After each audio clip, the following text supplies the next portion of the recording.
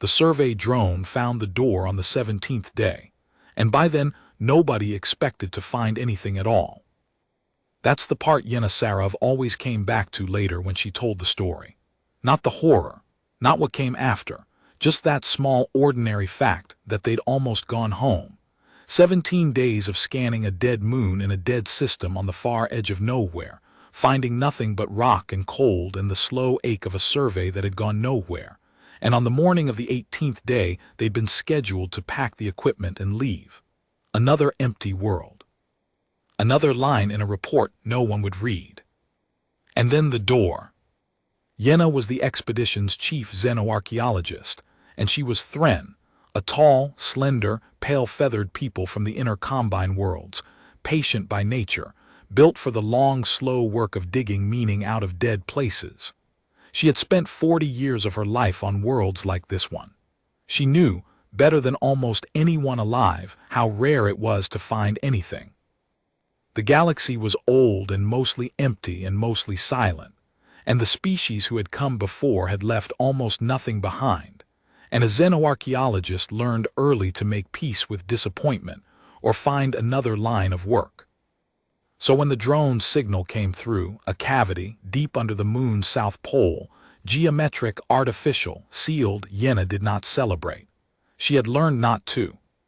She simply went cold and still and careful, the way she always did when the work turned real, and she gathered her team and she began the descent. I want you to understand what kind of place this was, first, because the emptiness of it matters to everything that came after. The moon had no name, just a catalog number, a string of digits assigned by a survey probe 10,000 years ago that had flagged it as worthless and moved on. It orbited a dead star, a burnt-out ember of a sun that gave no warmth and barely any light, so that the moon's surface was a plain of black ice under a black sky, lit only by the faint dead-red glow of the ember and the harder points of distant stars. There was no weather, because there was no air. There was no sound, because there was nothing to carry it. When Yena stood on the surface in her suit in those first days of the survey, she could hear nothing but her own breathing and the small sounds of her own body, and the silence pressed on her like a weight. It was, she thought, the most thoroughly dead place she had ever worked, and she had worked in a lot of dead places. That was the thing about the deep survey work, the thing that drew a certain kind of person to it and drove everyone else away. You spent your life in silence in the cold on the corpses of worlds, looking for the marks of the dead. Most people couldn't bear it. Yena had built a life out of it. She'd never married, never settled, never wanted the warm, crowded worlds of the inner Combine. She wanted this, the silence, the patience, the slow, careful uncovering of what had been. She used to say that the dead were better company than the living because the dead had stopped lying. You could trust a ruin. It was only ever exactly what it was. She would remember saying that later and want to laugh or weep, because the thing under that dead moon was not what it seemed to be at all. Let me tell you about those 17 days before the door, because they matter more than they seem to. 17 days is a long time to spend on a dead world with the same 8 people, and you learn things about each other you'd never learn anywhere else. Deep survey work strips people down. There's nowhere to hide, no crowd to disappear into, no comfortable distance. Just the 8 of you and the silence and the cold, day after day, and slowly everyone becomes exactly who they are underneath. Yena watched it happen, the way she always did. She'd led enough expeditions to know that the first week is performance, everyone being the version of themselves they want the others to see, and that somewhere around the 10th day the performance cracks and the real people come out. And she'd learned to watch for what came out, because it told you who you could count on when the work turned hard. Dokvar came out exactly as he'd gone in. That was the Brol way. 17 days or 17 years, Dokvar was Dokvar, steady, honest, unhurried, the same at hour 1 as at hour 500. Yena found it deeply restful. In a universe full of people performing, there was Dokvar, who had never performed anything in his life, who said what he meant and meant what he said, and had no hidden version underneath, because the surface and the depth were the same thing. Seliku came out frightened. That surprised the others, who'd seen only her brilliance, her competence, the easy warmth she brought to the team. But Yenna had watched the empath carefully, and she'd seen underneath how much the dead worlds cost her. The ith felt everything, and a dead world is a vast absence of feeling, a silence that presses on an empath like deep water, and Seliku had been drowning in it a little more each day, holding it together through sheer will and hiding it badly. Yenna had made a private note to watch her, to protect her, to get her back to living worlds before the silence did permanent damage. She had not known then that the frightened empath would be the one to fly an unarmed ship into a warship's path and save them all. But she wasn't surprised later. The frightened ones often are. Courage isn't the absence of fear. It's what a frightened person does when it counts. The two young researchers, Ivar and Chuomi, came out young, eager, and homesick, and secretly bored, the way the young always are on their first real expedition, having imagined adventure and discovered mostly waiting. Yenna watched them with that low protective ache and gave them small tasks to keep them occupied and remembered being exactly like them, a very long time ago. And Kale came out unreadable. That was the thing about Kale. 17 days and the historian never cracked, never performed, never showed the real person underneath, because Yenna slowly realized there was no performance to crack. Kale was already showing you the truth. He was simply a quiet, watchful, haunted man who knew things he wouldn't say and carried a weight he wouldn't name, and that was not a mask, it was just him. She'd wondered those 17 days what his weight was. What he was looking for out here. Why a scholar of the pre-silence period had talked his way onto a routine survey of a worthless moon at the edge of nowhere. She found out on the 18th day, when the drone found the door. When she saw Kale's face change, and understood all at once that he hadn't talked his way onto this expedition by accident, that he'd chosen this moon, that he'd been looking for this door his whole life, following the fragments, chasing a location the galaxy had spent 10,000 years hiding, and that he'd finally, after a lifetime, found it. But that came later. First there were 17 empty days, and the slow ache of a survey going nowhere, and 8 people becoming who they really were on the corpse of a world that was about to stop being empty. Let me tell you who was on that team, because it matters, and because most of them are gone now, and someone should remember them right. There were 9 of them from 4 species. Yenna led. Her second was a combine engineer named Dakvar, a squat, heavy, 4-armed brole who could take apart or put together any machine ever built, and who had never in his life said a word he didn't mean. Brole were like that, a dense, deliberate, honest people, slow to speak and impossible to rush, and Dakvar was the most brole of any brole Yenna had ever known. In 40 years of expeditions, she had never had a better engineer or a steadier presence. When Dakvar said a shaft would hold, it held. When Dakvar said a thing was impossible, you stopped asking. She trusted him more than she trusted most of her own instincts. There was the medical officer, a nervous, brilliant, translucent-skinned ith named Seliku, who felt everything twice as hard as anyone else and hid it badly. The ith were an empathic species, not telepathic exactly, but attuned, wired to feel the emotional states of those around them, which made them extraordinary healers and terrible poker players. Seliku had signed on for the adventure of it, the romance of deep survey work, and had discovered somewhere around the 3rd dead world that the romance wore off fast and the loneliness didn't. But she was good at her job, better than good, and she cared about the team with a fierce protective warmth that Yenna had come to rely on.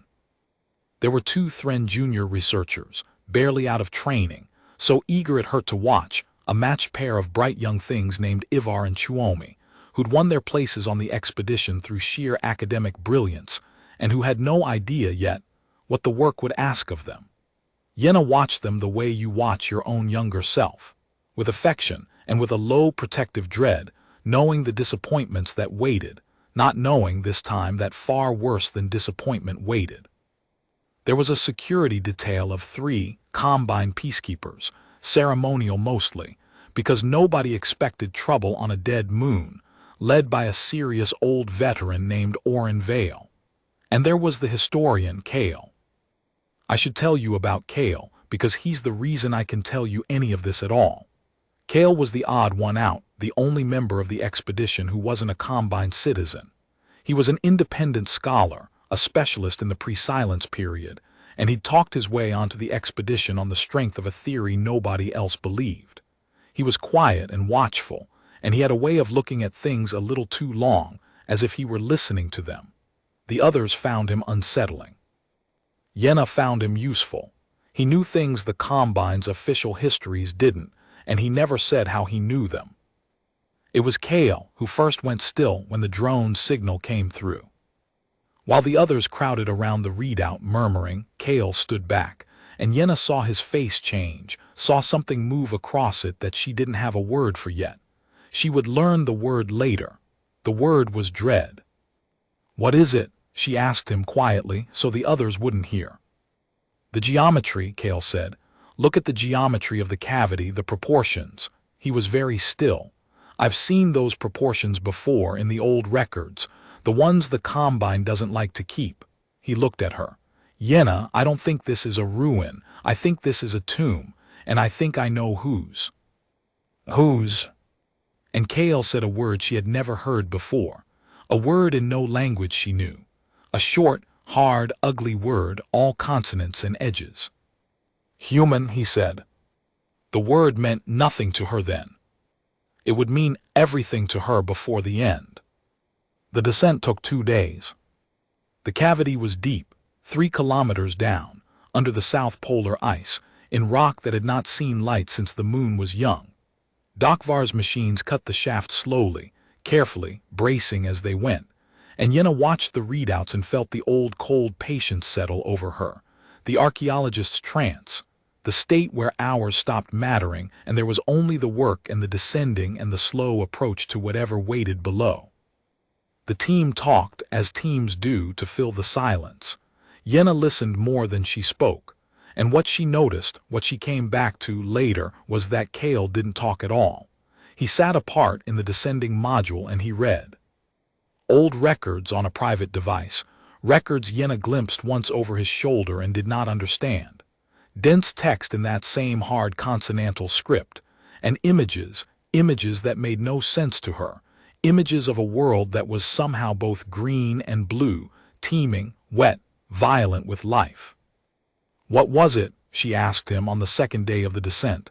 "This human, what kind of people were they?" Cale was quiet for a long moment. When he answered, he chose his words the way you choose your steps across thin ice. "Nobody knows for certain," he said. "That's the problem. They're from before the silence, from the old time, the time the Combine doesn't teach. Most of what we know is fragments, warnings mostly.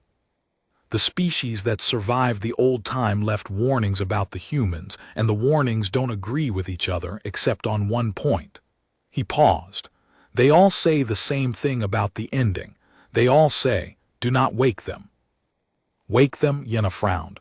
"It's a tomb, you said it yourself, they're dead." "I said it was a tomb," Cale agreed. "I didn't say it was a grave." He looked at her and there was something in his eyes she didn't like. "There's a difference, Yenna. A grave is where you put the dead. A tomb is where you put something you want to keep. And the oldest records, the ones almost no one has read, they don't say the humans died out. They say the humans were sealed, put away. By a coalition of every species that survived the old wars, working together at enormous cost, because it was the only way anyone could think of to end it." His voice dropped. "They didn't kill the humans. According to the records, they couldn't. So they did the next best thing. They found the last of them, and they sealed them in a tomb on a dead moon at the edge of nowhere, and they hid the location, and they made a law across every surviving civilization that the place must never be found and never be opened." The descending module hummed around them, 3 kilometers of rock overhead. "And we found it," Yenna said slowly. "And we found it," Cale agreed. by accident on the 17th day, when we'd almost gone home. I want to stop here and tell you the thing Kale told Yenna on that second day of the descent, in a low voice, when the others were asleep. The thing that he'd built his whole strange career around, the theory nobody believed. Because it's the key to everything, and because he was right, and because being right destroyed him. The other species get the humans wrong, Kale said. All of them. The Combine histories, the Vasch records, the fragments from the old time, they all describe the humans as a kind of force, a disaster, a weapon that walks, something that ended the old world through sheer destructive power. He shook his head slowly. I don't think that's what they were. I've spent my life reading the fragments, and the fragments don't describe a weapon. They describe something stranger and worse. They describe a species that could not be beaten. Not because they were the strongest, they weren't. Not because they had the best technology, they didn't. But because they would not stop. Because when you defeated them, they came back. When you cornered them, they got more dangerous. When you tried to exterminate them, the survivors grew harder and cleverer and more determined. And there were always survivors, and the survivors never, ever forgot. He was quiet. The old world didn't seal the humans away because they were powerful, Yenna. Lots of species were powerful. They sealed them away because they were the only species anyone ever met that could not be made to give up. And you cannot win a war against something that will not give up. You can only end it by removing it from the board entirely, which is what they did, at a cost no one has ever fully counted. Yenna listened in the dark, 3 kilometers up from the door, and felt something cold move through her. That doesn't sound like a nightmare, she said slowly. Not giving up, that almost sounds like a virtue. Kale looked at her with an expression she never forgot. Yes, he said, that's exactly the problem. That's exactly what makes them the most dangerous thing the galaxy ever produced, a monster you can understand. A monster wants to destroy you, and you can fight a thing that wants to destroy you. But the humans didn't primarily want to destroy anyone. That's the thing the records are too frightened to say plainly. Mostly, the humans just wanted to live, to survive and protect their own and be left alone. And they would do absolutely anything, anything at all, without limit, without end, to those simple ends. That's not a monster, Yenna. That's something much harder to fight. That's a species that turned survival itself into a weapon and pointed it at a galaxy that got in the way. He turned back to his records. Pray we reseal this thing and go home. Because if that door ever opens, if whatever is sealed behind it ever wakes and decides it wants to live, there is nothing in the modern galaxy that has the faintest idea how to stop it. We forgot how. That was the price of the peace. We forgot the humans on purpose, and in forgetting them, we forgot how to survive them. Yenna sat with that for a long time in the dark of the descending module. And later, when Kale had finally slept, she found Dakvar awake at the controls, watching the readouts, and she sat beside him, and they talked the way you only talk 3 kilometers down in the middle of the night. You heard him, she said, the historian, all of it. I hear everything, Dakvar said. Brol ears, it's a curse. A pause. You want to know if I believe him? Do you? Dakvar was quiet for a while, his 4 hands still on the controls. I believe machines, he said finally. I believe what I can measure. I don't know anything about ancient humans or sealed nightmares or refusals that can't be beaten. That's not my field. He turned one of his eyes toward her. But I'll tell you what I do know, Chief, because you asked. I know that whoever built that cavity down there built it to last. I've been reading the structural echoes off the drone data for 2 days. That's not a hasty job. That's not fear building a quick wall around a threat. That's care. Precision. Somebody spent a very long time building something down there and built it beautifully and built it to endure. And in my experience, you don't build like that around a thing you hate. You build like that around a thing you can't stop thinking about. A thing that matters to you, even if it frightens you, especially if it frightens you. He turned back to the controls.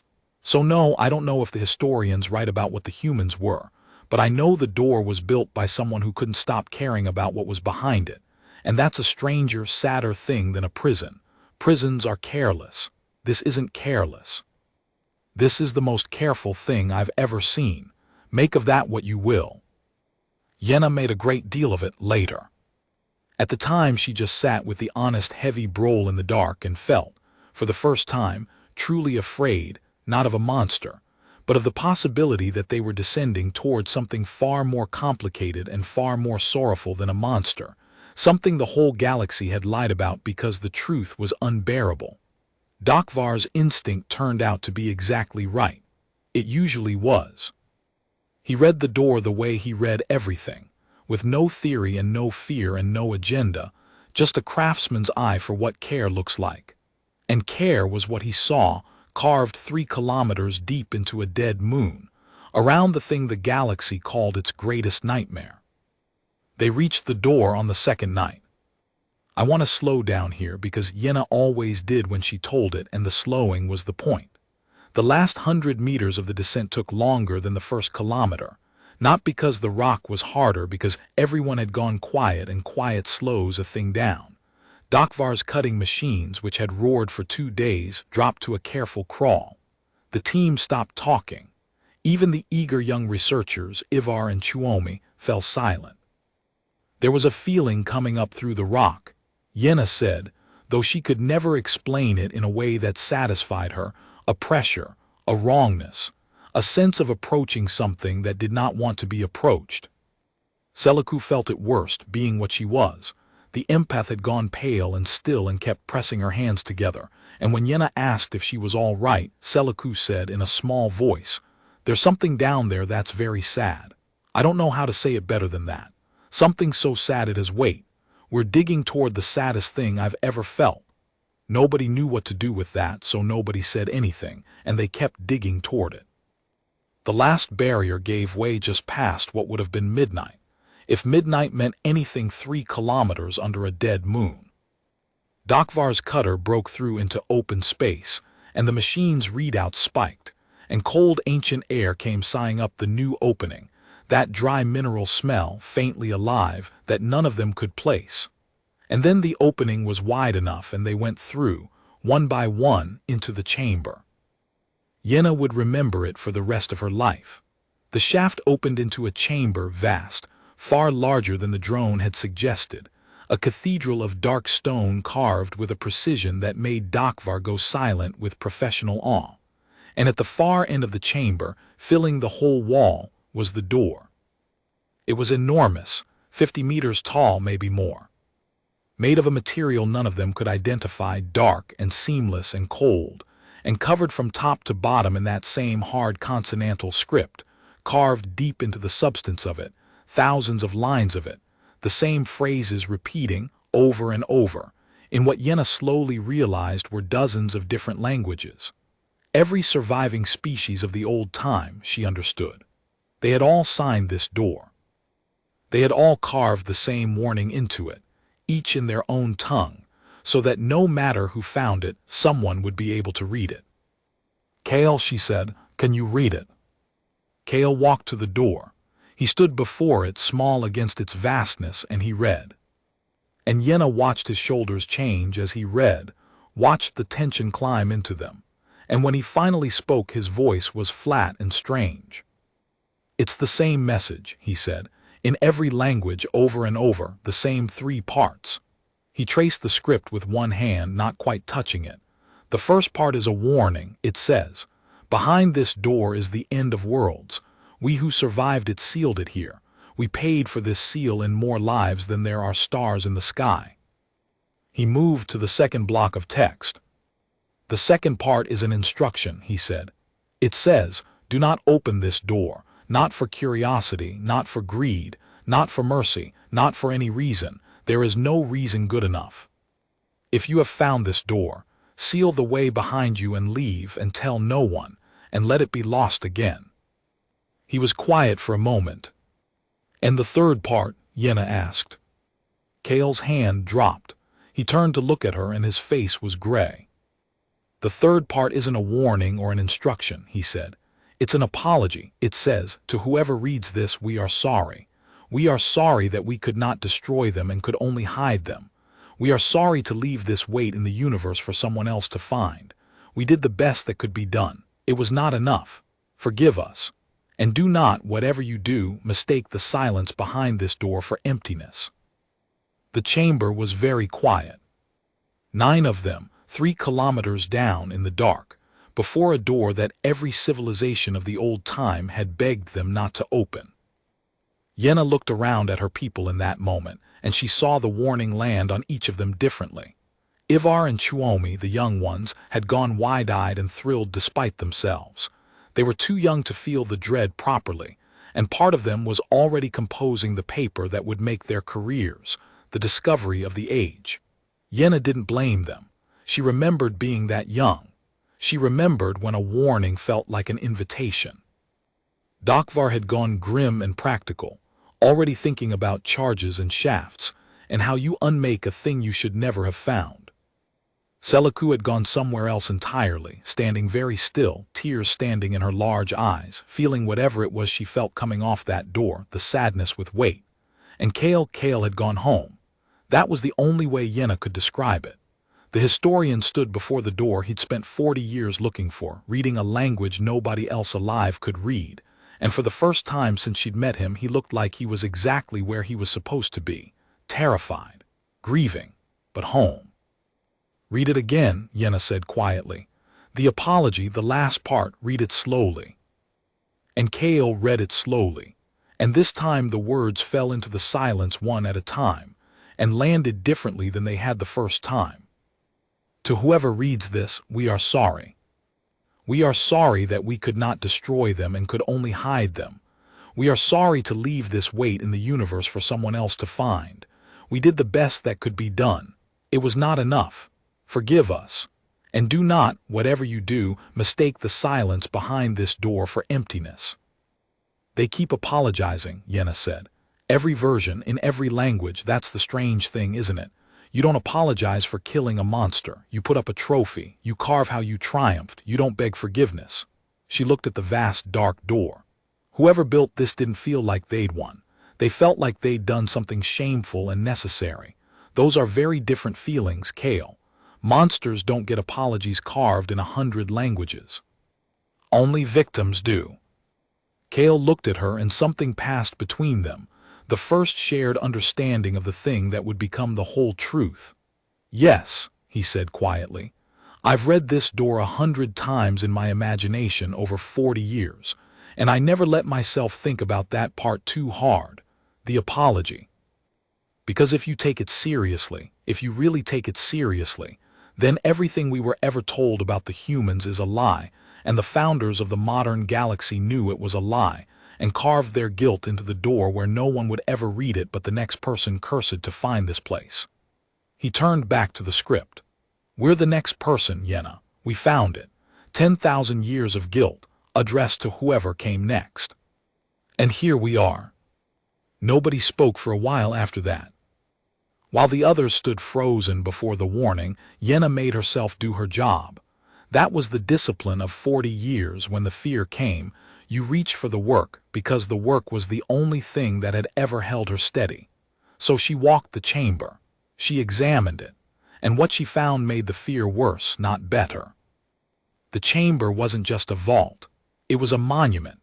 The more she looked, the more she understood that whoever built this place had not simply dug a hole and dropped in a threat and sealed it. They had built something enormous and deliberate, and she groped for the word reverent. The dark stone walls were carved with more than warnings. There were images, worn but legible, running the length of the chamber, and as she walked them with her lamp she realized she was looking at a history. A recorded history, carved in stone, of the war that had ended the old world. She couldn't read the script, but the images spoke for themselves, and they were terrible. Fleets burning, worlds cracked open, and running through all of it in every image a single recurring shape, a bipedal figure, upright, small, dwarfed by the enemies around it, always outnumbered, always surrounded, and always still standing. That was the thing the images kept insisting on, panel after panel. The small figure cornered, wounded, alone, and not falling. The carvers had returned to it over and over, as if they could not stop drawing it, as if the image had burned itself into them, and they had to get it out. A whole galaxy's fleets against a single small upright figure that would not go down. They were obsessed, Kale said quietly. He'd come up beside her, following the images with his own lamp. The species who built this, look at it. This isn't a record, it's a haunting. They carved this place to try to understand a thing that had traumatized them beyond recovery. You don't build like this out of hatred. You build like this out of something worse. Awe, the kind of awe that comes from surviving something you should not have survived and never being able to stop seeing it. He moved his lamp along the wall. I've read the fragments my whole life, and I never understood, until now, how deep it went. They didn't just fear the humans. The humans broke something in them, in all of them, in the whole galaxy. And they built this monument 3 kilometers under a dead moon because they had to put the broken thing somewhere, and this was the only place far enough away to almost forget it. Yenna's lamp found something at the base of the door. She knelt. There were objects there, left as offerings or warnings or both. Small things made by many different hands, carved tokens, sealed containers, what might have been written accounts, arranged along the foot of the great door like grave goods. And she understood, kneeling there, that this was exactly what they were. Not grave goods for the thing behind the door.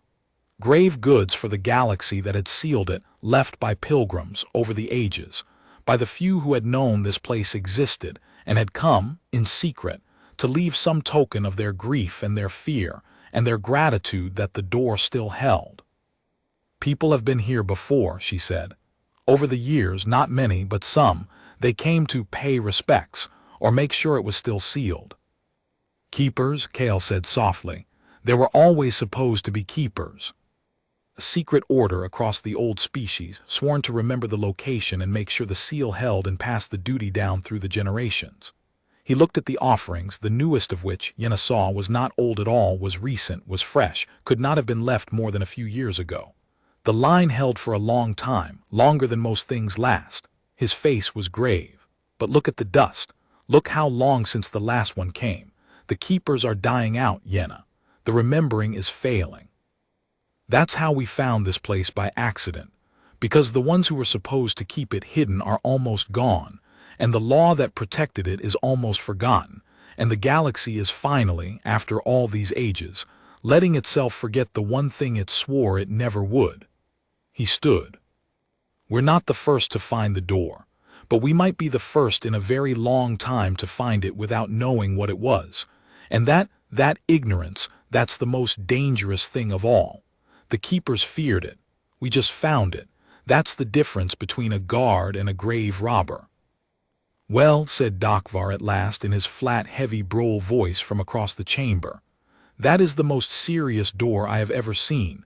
I vote we do what it says. Seal the shaft. Go home. Tell no one.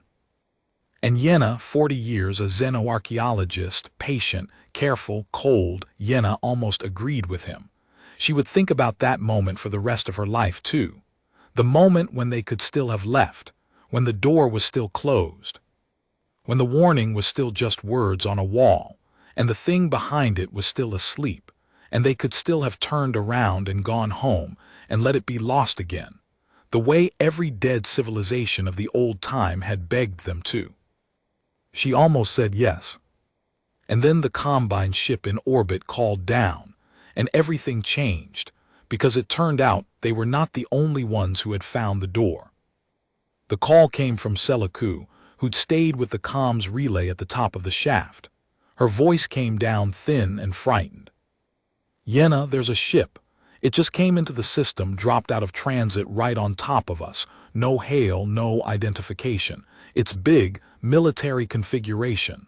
A pause, and Yenna could hear her breathing. Yenna, it's Vasch, the markings.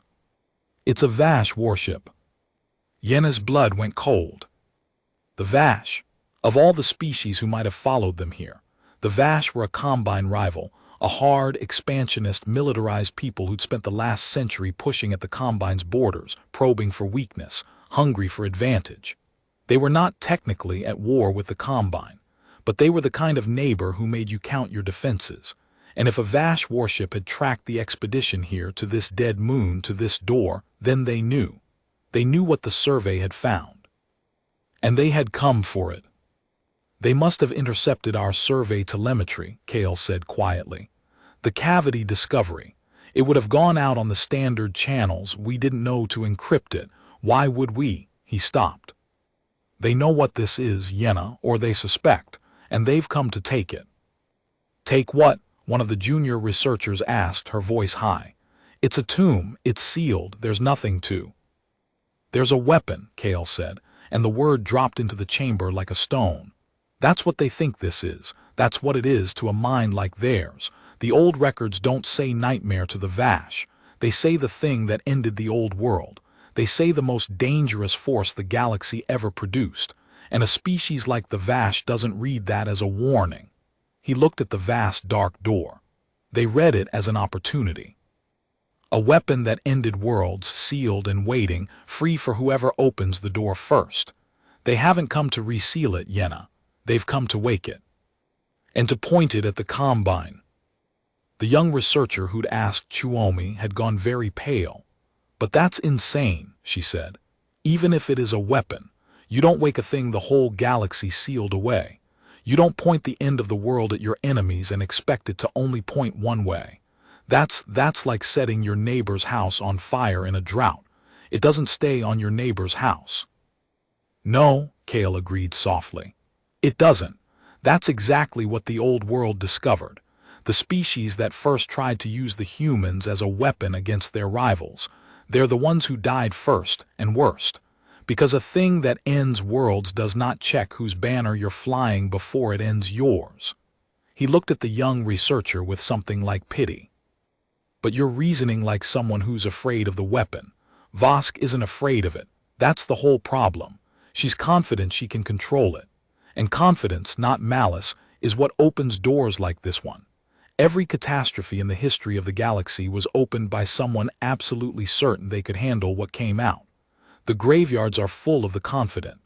And there's a fresh one in orbit right now, and she has descent teams and she is coming down. Above them, 3 kilometers up, the Vasch warship settled into orbit over the dead moon and began to send down its own descent teams. And then it hailed them. Seliku patched the transmission down the shaft, and a voice filled the chamber, cold, precise, unhurried, the voice of someone who held all the cards and knew it. It spoke in trade standard, accented with the hard, clipped edges of the Vasch tongue. Combine expedition. This is Commander Threa Vosk of the Vasch vessel Unbroken Spear. You have made a significant discovery. My government has an interest in it. I am transmitting this courtesy so that there need be no misunderstanding about what happens next. A pause. You will withdraw from the chamber. You will surrender the site intact. My teams will secure the discovery, and you will be permitted to leave the system unharmed. This is a generous offer. It will not be repeated, and it will expire the moment my teams reach the lower chamber. I suggest you use the time between now and then to be gone. Vosk out. The transmission cut. The chamber was silent. She thinks we're going to run, Yenna said slowly. She thinks you're Combine archaeologists, Cale corrected. Scholars, civilians. She thinks you'll do the sensible thing and save your lives and let her have the door. And 99 times out of 100 she'd be right. That's what people like us do. We run. We report it up the chain. We let the military sort it out. He looked at the door.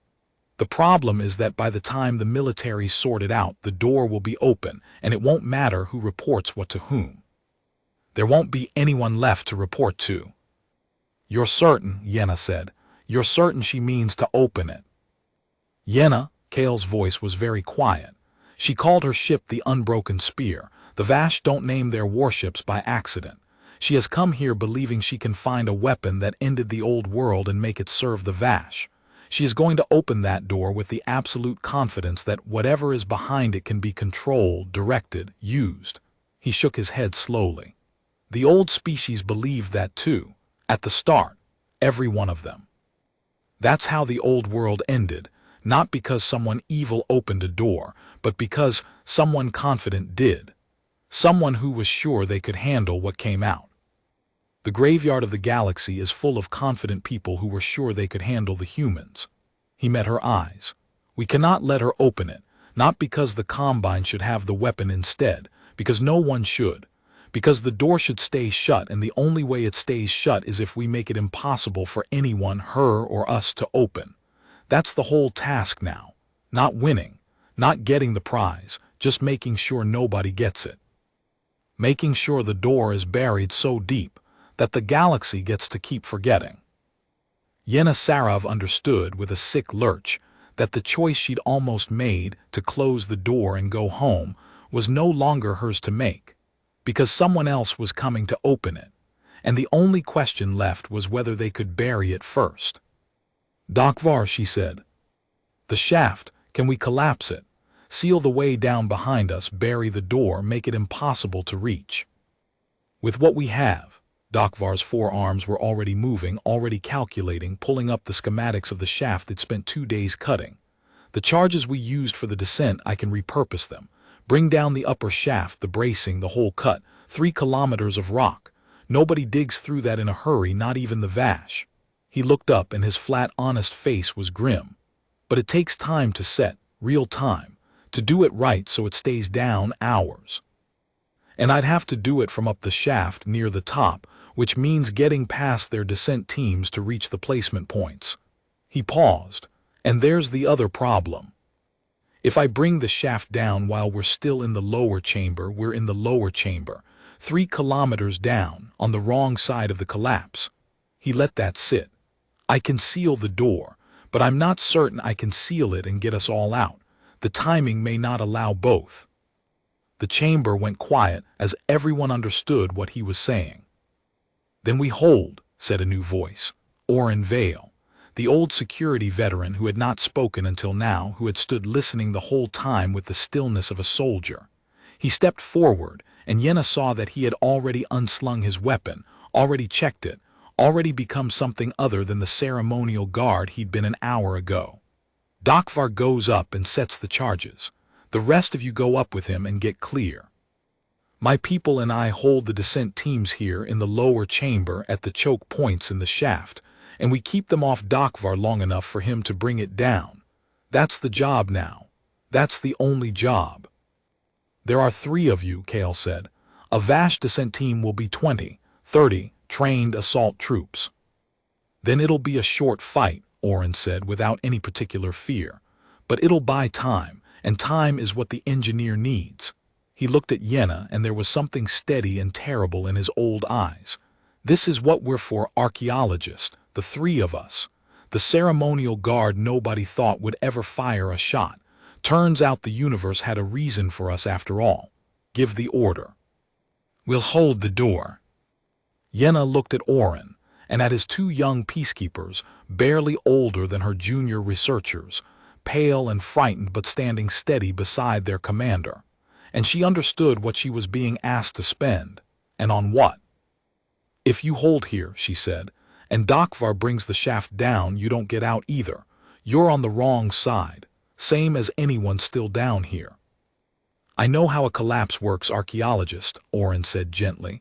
"I've known since you asked the engineer the question, so have my people. We talked about it quietly while you walked the chamber. We're agreed." He almost smiled.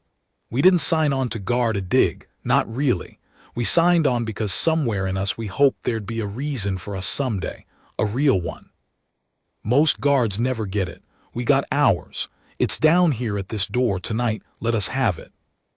And Yena Sarov, 3 kilometers down in the dark, caught between a warning she believed and an enemy she feared, looked at the vast sealed door where every dead civilization of the old time had carved the same plea, "Do not mistake the silence for emptiness." And she made the choice that would cost her everything, and save more than she could have imagined.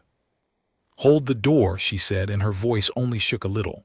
"Buy Vasch his time. Nobody opens it, not them, not us, nobody." Oren nodded once and turned to his people, and began, calmly, to place them. She did not know, yet, how wrong she was about what holding the door would mean. She did not know that the door had already begun, very quietly from the inside to open. Because the thing the warning never said, the thing not one of the dead civilizations had dared to carve, though they must have known, was that the humans behind the door were not sealed away dead. They were sealed away waiting, and they had felt the shaft come down toward them over those 2 days, the first disturbance in longer than the moon had a name. And on the far side of 50 meters of dark unknown material, something very old and very patient had opened its eyes and begun, without hurry, to listen. They moved fast after that. Dakvar went up first, with the charges and the 2 junior researchers to help him carry, because the placement work needed more hands than his 4. Seliku stayed at the midshaft relay to run comms and receive the wounded if there were wounded. Yenna should have gone up too, she was no soldier, and she'd be no use in the fight, but she found she could not make herself leave the chamber. Later she'd tell herself it was because Kale wouldn't leave and someone had to keep an eye on the historian. That was part of it, but the truer part was the door. She was a xenoarchaeologist. She had spent 40 years walking towards sealed things in the dark. And now the most important sealed thing in the history of the galaxy was 50 meters in front of her, and every instinct she'd built her life around told her to stay and watch and understand. So she stayed, and Kale stayed.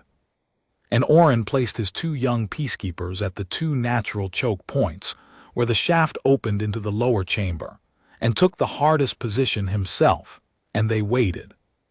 The Vasch came down the shaft 40 minutes later. Yenna heard it before she saw it, the sound of the descent gear, the clatter of armored bodies moving fast down a shaft that had been cut for careful science, not assault. And then the first of them came through the lower choke point, and the fight began, and it was nothing like she'd imagined. She'd imagined shouting, chaos. Instead it was fast and quiet and horribly efficient. Orin's people knew their business, old Orin most of all, and they'd chosen their positions with a soldier's eye. And the first Vasch through the choke point did not expect resistance, because Commander Vasch had told them the Combine expedition was civilians who would run. They had not run, and the Vasch paid for the surprise. But there were so many of them. That was the thing Yenna would never forget. Orin's people fought beautifully, held the choke points, made the Vasch pay for every meter, and it didn't matter, because behind each Vasch who fell were 3 more, and behind those 3 more still, a whole warship's assault complement pouring down a 3-kilometer shaft with a cold, patient discipline of their own. The Vasch were not the humans. But they were soldiers, real ones, and they had come to win, and they did not break. One of Orin's young peacekeepers fell in the first 10 minutes. Yenna saw it happen, and it did not look like the carvings on the wall, did not look noble or vast or mythic. It just looked like a frightened young person being alive one moment and not the next, and it broke something in her chest that never fully healed. "They're going to get through," Kale said quietly beside her. He wasn't panicking. He'd gone somewhere past panic into a flat, clear dread. "Not soon. Orin's bought a lot of time, but they're going to get through, and when they do, they'll reach this chamber and they'll reach the door and Vosk will open it." He looked at Yenna.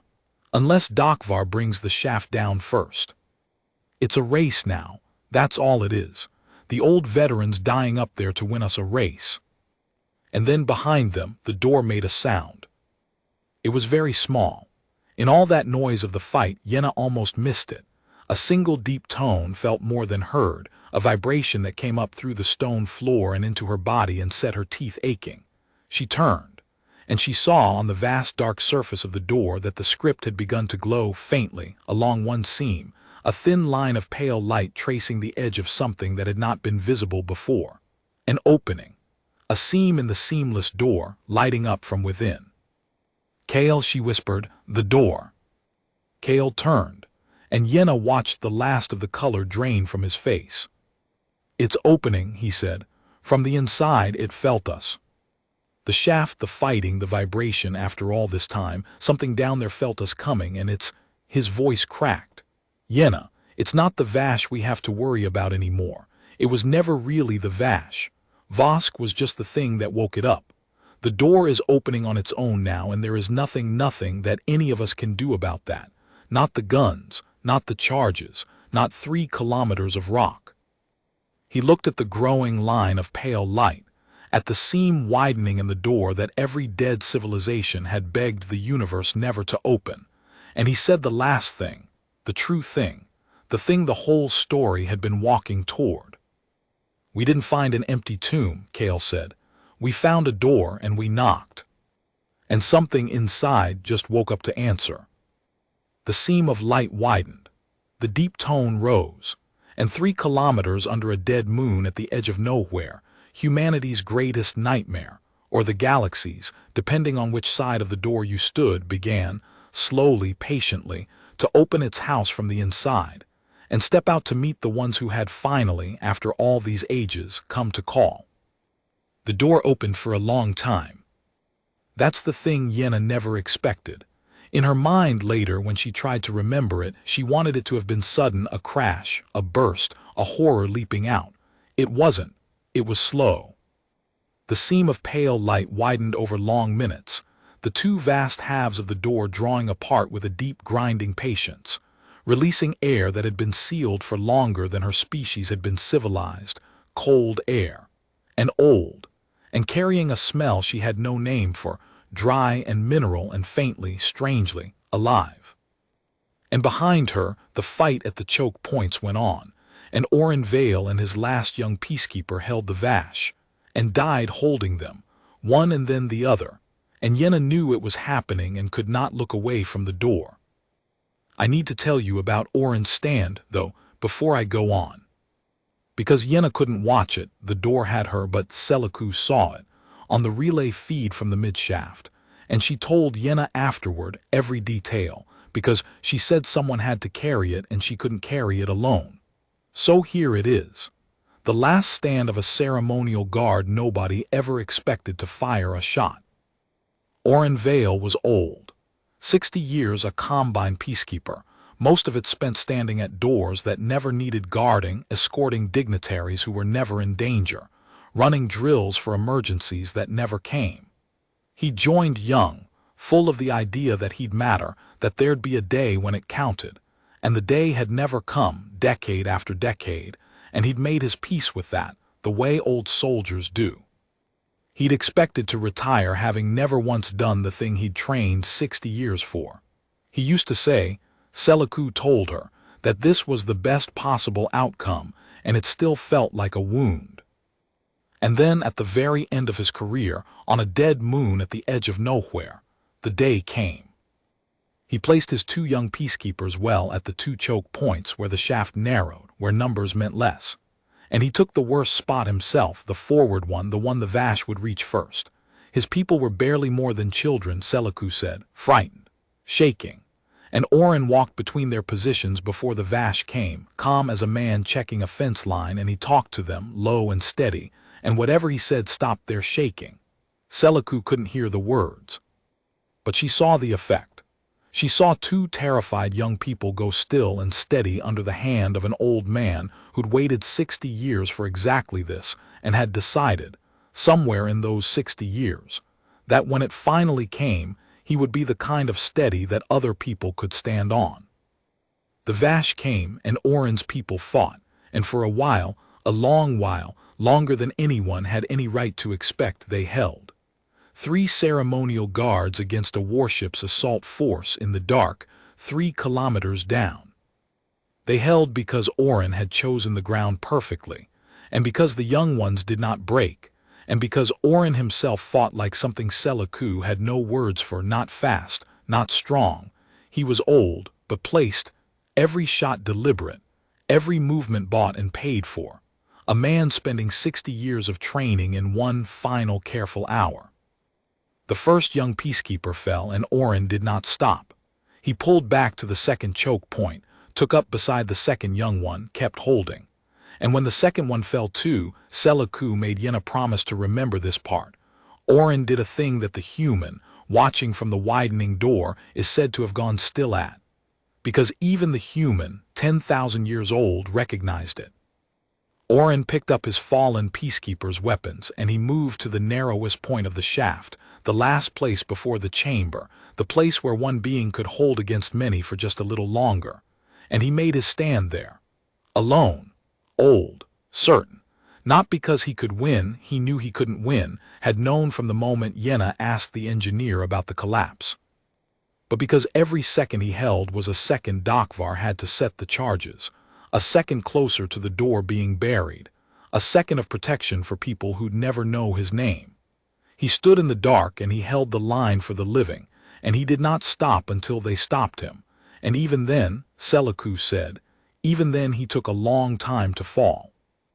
The human watched all of it from the opening door.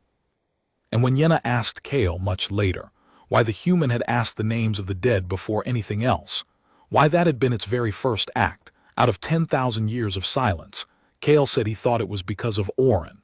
Because the human had watched an old alien it had never met spend his life holding a door for strangers, exactly the way humans had spent 10,000 years doing and had recognized across every gulf of species and time one of its own.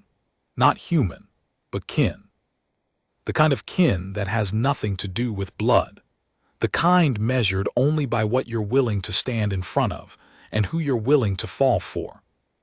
That was the first thing the last human learned about the modern galaxy. That somewhere in it, the thing humans had been sealed away for, the refusal to let the helpless fall, carried all the way to the end, was still alive, still burning, in an old ceremonial guard named Orin Vale, who waited 60 years for his moment and did not waste it. Because something was standing in it. It took her a moment to understand what she was seeing, because it was so much smaller than the carvings had led her to expect. The carvings had shown a figure that dwarfed fleets, and here in the widening gap of the door, backlit by the pale glow of the chamber beyond, stood a single upright shape barely taller than Yenna herself. Bipedal, 2 arms, a head, wrapped in something between clothing and armor, worn and ancient and patched 1,000 times. It stood very still in the gap of the door, and it looked out at them, at the chamber, at the fight, at the dead, at Yenna and Kale frozen before it, and it did not move. It was just a person. That was the thing that undid her.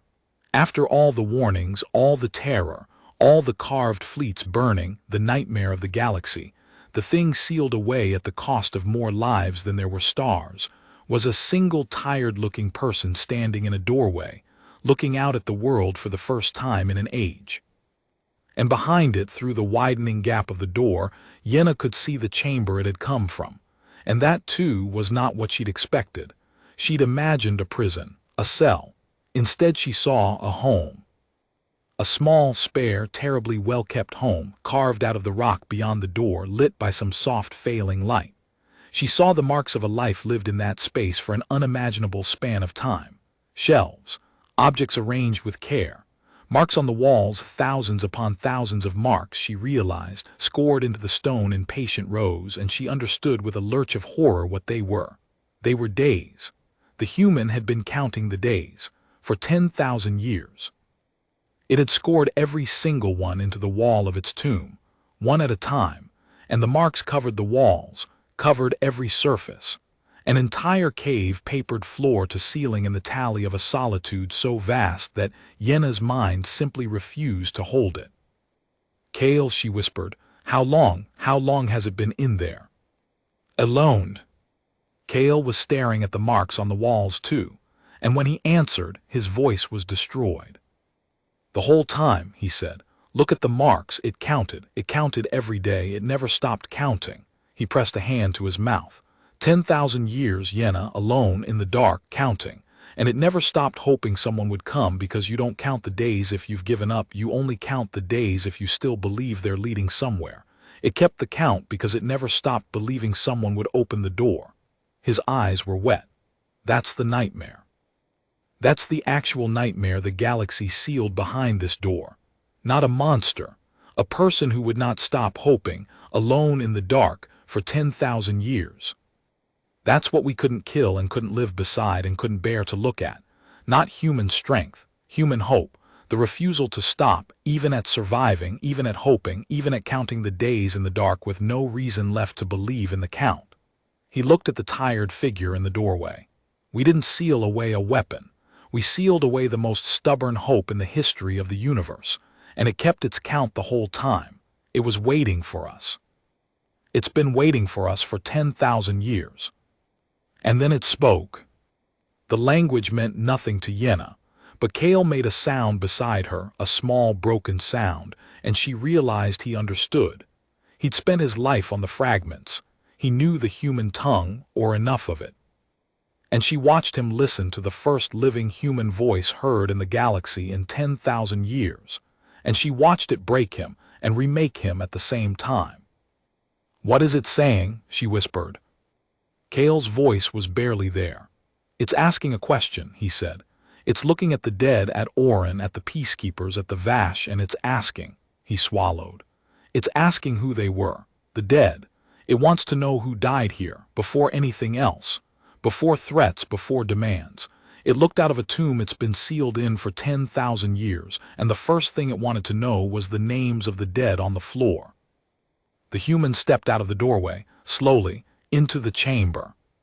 And Yenna saw it fully for the first time, and she saw that Kale had been right about everything, and wrong about one thing, the most important thing. It moved like someone very old and very careful, testing each step, as if it had forgotten how the world worked outside the small space it had lived in for so long, and of course it had. 10,000 years in one cave teaches your body one cave, and everything past the door was strange. But underneath the carefulness there was something else, something that made the Vasch soldiers who arrived later freeze in their tracks. A readiness. A way of holding itself that Yenna had no training to read, but understood in her body anyway. The way prey understands a predator's stillness. This was a being that had survived every terrible thing the universe could do, and its body knew it, and even exhausted, even ancient, even after 10,000 years of solitude, it moved like something that could not be caught off guard, because it had learned in the hardest possible school that the universe would always, eventually, try to hurt what it loved, and you did not get to relax, not ever, not even alone in the dark. And yet, and this is the part Yenna could never square, the paradox that lived at the center of everything she witnessed. That same wariness, that same terrible readiness, it was entirely in the service of gentleness. The human held itself like a weapon and used itself like a shield. Every instinct honed to lethal sharpness pointed outward, away from the weak, toward whatever might threaten them. It was the most dangerous thing Yenna had ever seen, and it was dangerous the way a parent is dangerous, the way a wall is dangerous to the storm. All that lethality, and not 1 gram of it aimed at anyone who couldn't defend themselves. That took 10,000 years to understand, watching it move. It's still the thing I understand least and admire most. Because the human was not a monster. She could see that now up close.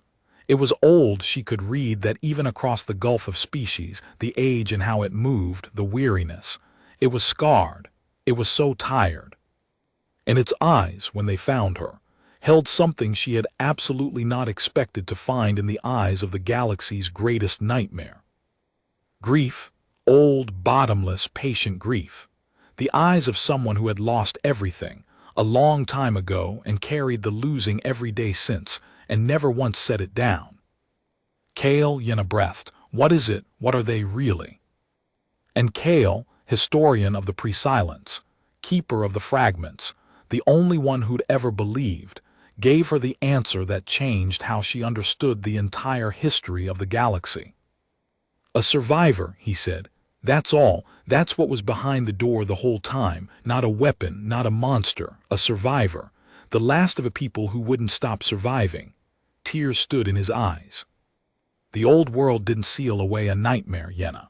They sealed away a refugee. The last handful of a species they couldn't beat and couldn't live beside. And instead of killing them, because they couldn't, or because at the very end they couldn't bring themselves to, they walled them up alive and called it mercy and carved apologies on the door. And then they told the whole galaxy for 10,000 years that they'd sealed away a monster, because the truth was too shameful to bear. He looked at the old, scarred, grieving human standing in the chamber.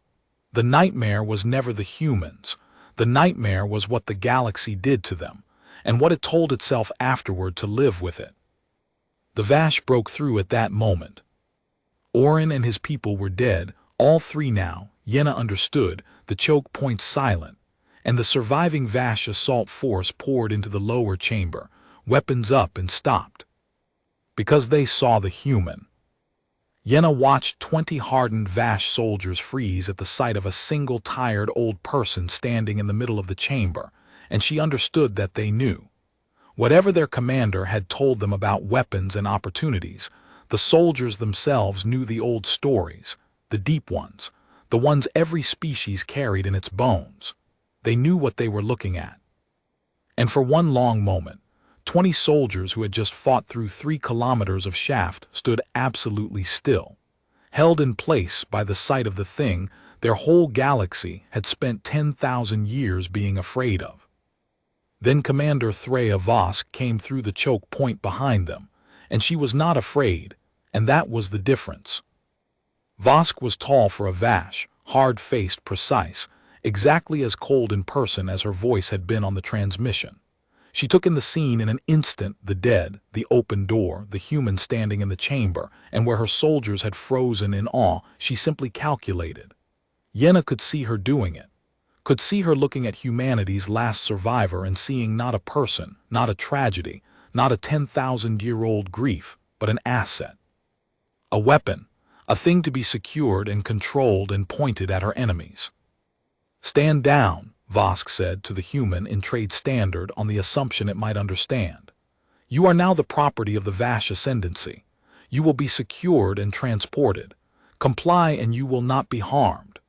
She gestured, and her frozen soldiers unfroze and began to move to surround the human, to take it, to put the galaxy's nightmare in a Vasch cage and carry it home.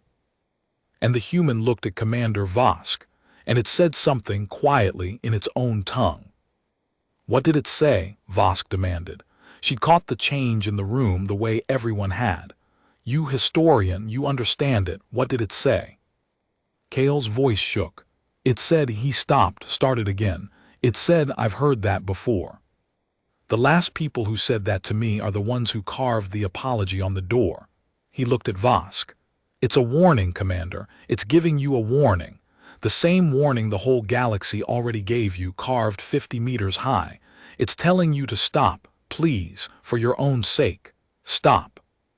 For a moment, just a moment, Yenna thought Vasch might, because something moved across the commander's hard face, some flicker of the old buried instinct that every species carried in its bones, the instinct that said, "This is the thing we were warned about, turn back." Vasch's soldiers felt it. They had not moved to obey her order. They stood frozen, 20 hardened Vasch, looking at one tired old human, and every one of them wanted to run, and Yenna could see it, and for one breath she believed the whole thing might end without another death. But Vasch was an officer of the Vasch ascendancy, and the ascendancy did not promote the kind of officer who turned back. It promoted the kind who pushed through fear, who overrode instinct with discipline, who treated the flinch in her own gut as a weakness to be crushed rather than a wisdom to be heeded. That was the whole tragedy of Threa Vasch. In another life, the discipline that made her strong would have made her turn back. In this one, it made her the 10,001st person to make the oldest mistake in the galaxy. "That's superstition," Vasch said, and her voice was steel again, the flicker gone. "One survivor, wounded, ancient. You've all been frightened by a story your nurses told you." She drew herself up. "I command the unbroken spear. I did not cross the void to be turned back by a ghost and a xenoarchaeologist.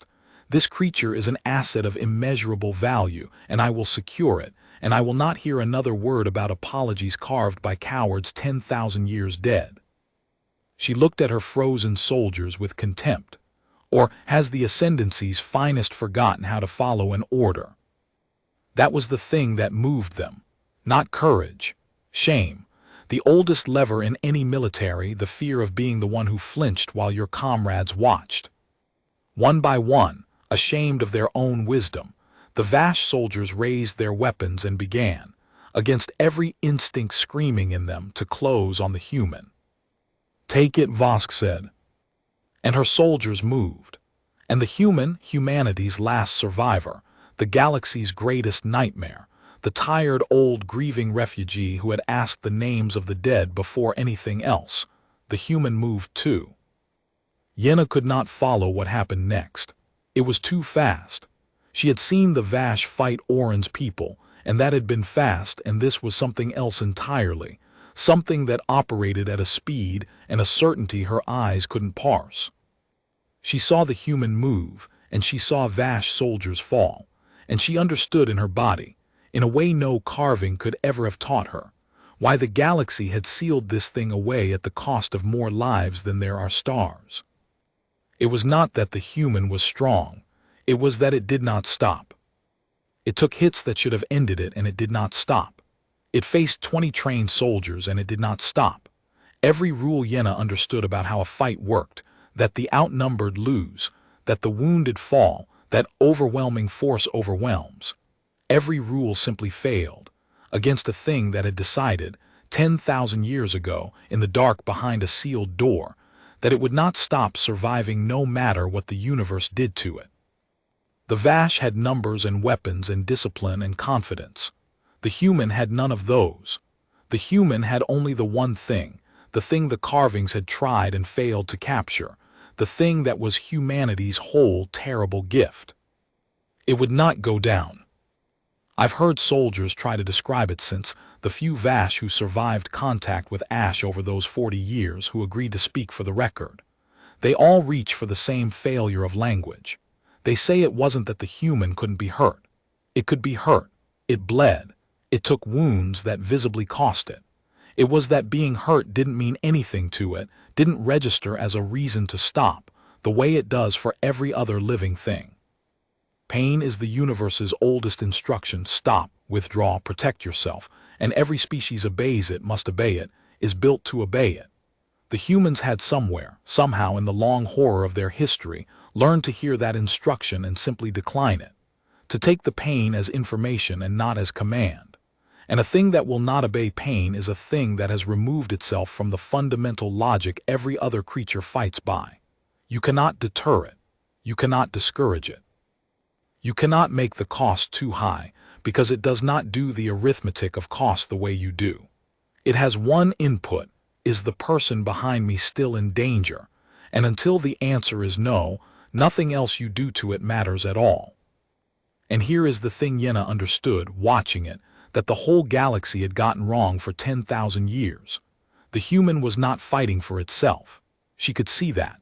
A thing fighting for its own survival fights one way, desperate, cornered, self-preserving. This was different. The human had put itself between the Vasch and something, the way Orin had, the way the carvings showed over and over, the small figure always standing in front of something. And it took Yenna a moment, in the chaos, to understand what the human was standing in front of. It was her and Kale, the two unarmed aliens against the wall. The human didn't know them, had no reason to protect them. They were nothing to it, two more members of the galaxy that had sealed it in the dark for 10,000 years. And yet the moment Vasch's soldiers moved, the human had moved not to escape, not to attack, but to interpose, to put its ancient scarred body between 20 armed soldiers and the two defenseless scholars who had come to bury it. It was protecting them, reflexively, without decision, the way you'd pull a child back from a ledge, even them, even the ones who'd come to seal it away again. It could not do otherwise. That was the thing sealed behind the door. Not a creature that couldn't be killed, but a creature that could not stop putting itself between danger and the defenseless, even when the defenseless were its own jailers, even after 10,000 years alone in the dark should have burned every gentle thing out of it. It hadn't. That was the horror and the glory both. 10,000 years, and it still stepped in front of strangers. I've thought about that moment more than any other in this whole account, because it's the hinge of everything, the instant where the story the galaxy told for 10,000 years met the truth and shattered on it. Understand what the galaxy believed. Every child of every species grew up on the same story, that humanity had been a force of pure destruction, a plague of violence, a thing that killed for the joy of killing until the galaxy united to put it down. That was the founding myth. The piece of the modern galaxy was built on it. We came together to defeat the monsters, and in defeating them we learned to be one people. It was the story that justified everything. The seal, the lie, the long forgetting.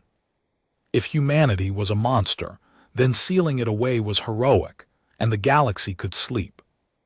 And here, in a chamber 3 kilometers under a dead moon, that entire founding myth died in a single gesture. Because a monster does not step in front of its enemies to shield them. A monster does not take a killing shot for one of its own jailers. A monster does not, wounded and outnumbered and finally free after 10,000 years, spend its first moments of freedom protecting the very people who came to bury it. Only one kind of thing does that. And it is the exact opposite of a monster. Yenna understood, watching Ash shield her with its own body, that everything she'd been taught was not just wrong but inverted.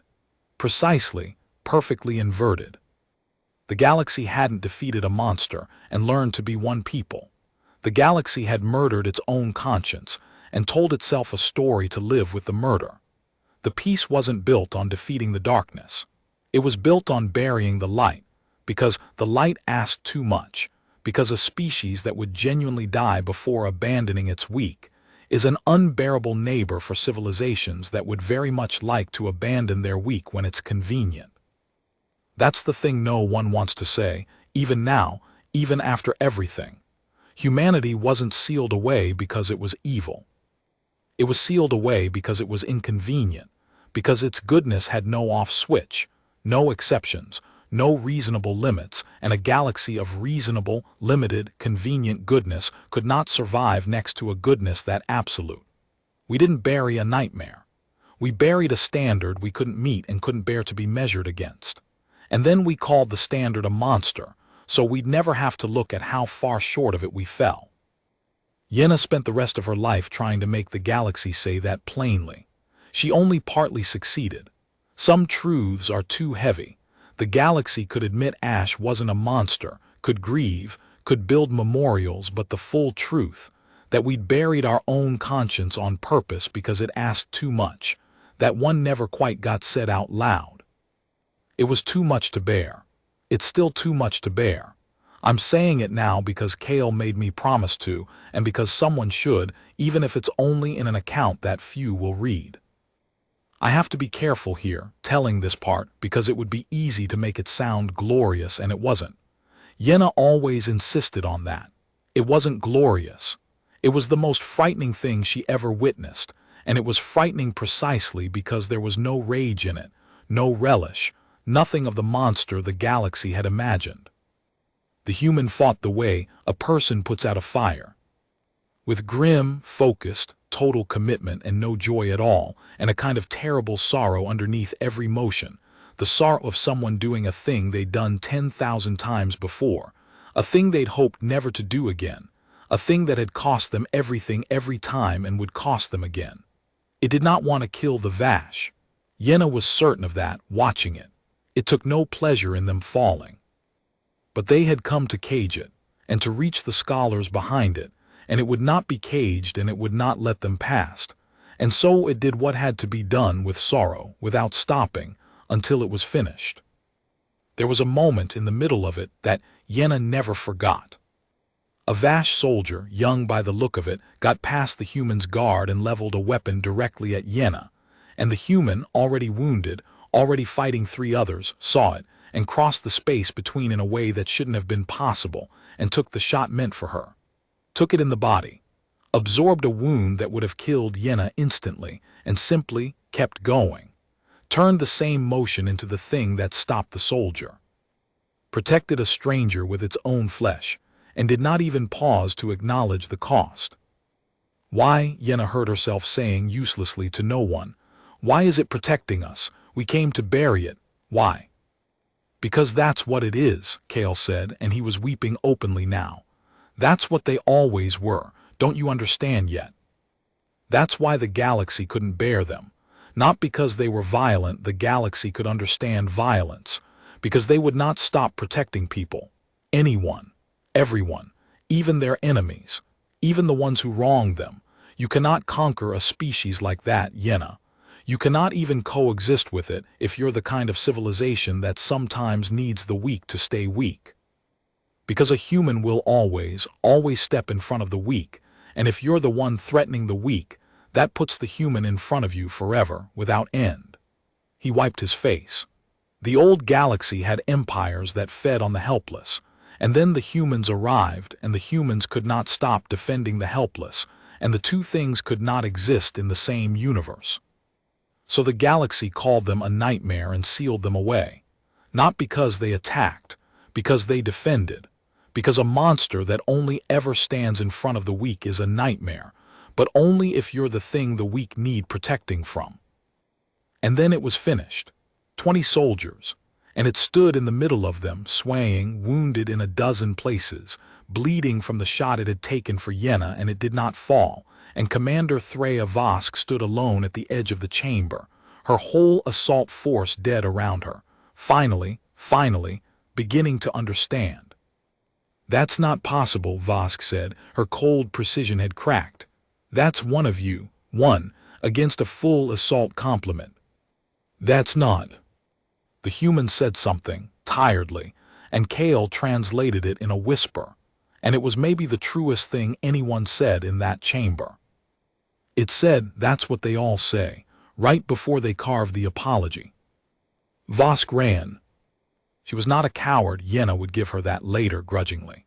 She simply understood at last that she had made the oldest mistake in the galaxy, the mistake the whole old world had made, and that the only thing left to do was get to her ship and warn the Ascendancy that the thing behind the door was real and awake and could not be controlled by anyone. She turned and fled up the shaft, alone, the sole survivor of the unbroken spear's landing force, and the human let her go. It did not pursue. It just watched her run with those old grieving eyes, and Yenna understood that it had let hundreds run over the long dead ages, and that the running never changed anything, because the confident ones always came back with more. And in that moment, Yenna's comm crackled. "Dakvar," from up the shaft near the top, where he'd finished placing the charges while the fight raged below. "Yenna," his flat, honest voice. "The charges are set, all of them. I can bring the shaft down on your mark. 3 kilometers of rock right on top of the chamber. It'll bury the door forever. Nobody reaches it again, not the Vasch, not anyone." A pause. "But I need to know now. Because Vosk's coming up the shaft toward me, and once she's past me I lose the window, and Yenna, I have to say the thing. If I bring it down now with you still in the lower chamber, I bury you too. You and Kale and the whatever came out of that door. I bury all of it. That's the only way it's certain." His voice was very steady, the way it got when the thing he was saying cost him. "Give me the mark and I do it, both of you. I won't pretend it's not what it is. But the door stays shut forever. Your call, Chief. It has to be your call." And Yenna Sarov stood in the ruined chamber, 3 kilometers down, with the mark that would kill her in her mouth, and looked at the thing that had come out of the door. She could have said it. That was the terrible thing she carried afterward. She could have given the mark. The old warning had been clear. Do not open this door, for any reason. There is no reason good enough. And here was the reason offered to her. The clean, final reason. The chance to end the 10,000-year danger forever at the cost of only her own life and one historian's. Every dead civilization of the old time was screaming at her, through the carvings, to say the word. But she was looking at the human. The wounded, exhausted, grieving human, sitting now among the dead, who had just taken a killing shot meant for her, who had walked into a tomb 10,000 years ago to save children the galaxy let die anyway, who had asked the names of the dead before anything else. And she understood that the old warning had been wrong. Not factually, the human was exactly as dangerous as the warning said, but morally. The galaxy had spent 10,000 years believing the safe thing and the right thing were the same thing, and they were not, they had never been, and the proof was sitting wounded in front of her, asking only whether someone had finally come to help. "No," Yenna said into the calm, her voice shook. "Don't bring it down, stand down, Dakvar, let Vosk pass, don't bury it." A long silence on the comm. Yenna, Dokvar said. The warning, every species that survived the old time, they all said. I know what they said. She was weeping again. They said seal it away. They said there's no reason good enough, and they were wrong, Dokvar. They were wrong the same way for 10,000 years, and they knew they were wrong. That's why they carved apologies on the door. You don't apologize for doing the right thing. You apologize for doing the safe thing and knowing it was wrong. She looked at the human. I'm not going to make their mistake. I'm not going to be the 10,001st person to come to this door and choose the tomb. Stand down. That's an order. Whatever this costs, we're not burying it. Not this time. Not us. And after a moment quietly, Dokvar said, Understood, Chief, standing down. For what it's worth, I think you're right. I think we've been the monsters in this story the whole time and never once had the courage to notice. A pause. Vasch just went past me. The windows closed. There's no burying it now, even if we change our minds. It's done. Whatever comes next, it's coming. The comm went quiet, and the human, who could not have understood the words but had surely understood the meaning, the mark not given, the tomb refused, looked at Yenna with those ancient eyes, and something moved in them that she had not seen there before. And then the human turned to face Yenna and Kale fully. The last two living things in the chamber that weren't human. The archaeologist and the historian, frozen against the wall, unarmed, no threat to anything. And Yenna Sarov looked into the eyes of humanity's greatest nightmare, 10,000 years old, wounded, surrounded by the dead, and she waited to find out whether the last thing she would ever know was mercy or its absence. The human looked at her for a long moment, and then it did something that Yenna had not braced for, because nothing could have braced her for it. It sat down. Heavily, tiredly, among the dead, it lowered itself to the stone floor, and it pressed a hand to the wound in its side, the wound it had taken for her, and it let out a long breath, and it looked, suddenly, not like a nightmare at all, but like exactly what it was. An old, exhausted, grievously wounded person who had just done a terrible thing it had done too many times before, and was tired past all bearing. And it began to talk, to Kale, quietly, and Kale translated in a broken murmur, and over the next while there was no rush now, the Vasch were fled, the chamber was still, humanity's last survivor told the two aliens its story. The story the galaxy had spent 10,000 years lying about. It had not always been alone, it said. When they sealed the door, there had been others. A few hundred of them, the last humans, the final remnant, hunted across a galaxy that had turned on them. It told them, through Kale, what the old wars had actually been. Not humanity conquering, humanity losing. Slowly, over centuries, humanity had been ground down by a galaxy that had every advantage, older, richer, more numerous, more advanced. The humans had never had the numbers. Never had the technology. They'd had only the one thing, the refusal, and it had let them survive far longer than they should have. But survival isn't victory, and in the end the galaxy's advantages told, and humanity was reduced to a few hundred desperate survivors with nothing left. Then why seal them? Yenna asked. If they were beaten, if there were only a few hundred left, why not just finish it? Kale said, and relayed the question, and the human answered, and Kale's voice shook as he translated. It says, they tried. For a long time they tried. That was the whole last age of the war, the galaxy trying to finish the last few hundred humans and failing over and over because... He stopped, listened. Because you cannot finish something that will not stop. 300 humans with nothing left held off the combined might of the galaxy for a generation, Yenna. Because every time the galaxy cornered them, it cost more than the galaxy could bear. Not because the humans were strong. Because killing the last of something that fights like that, something that stands in front of its children, that will not run, that makes you pay in blood you can't spare for every single one. It broke the galaxy's will before it broke the humans' backs. The galaxy could have finished them, but it would have cost so much, taken so long, hurt so badly that in the end the galaxy couldn't stomach it. He looked at the human.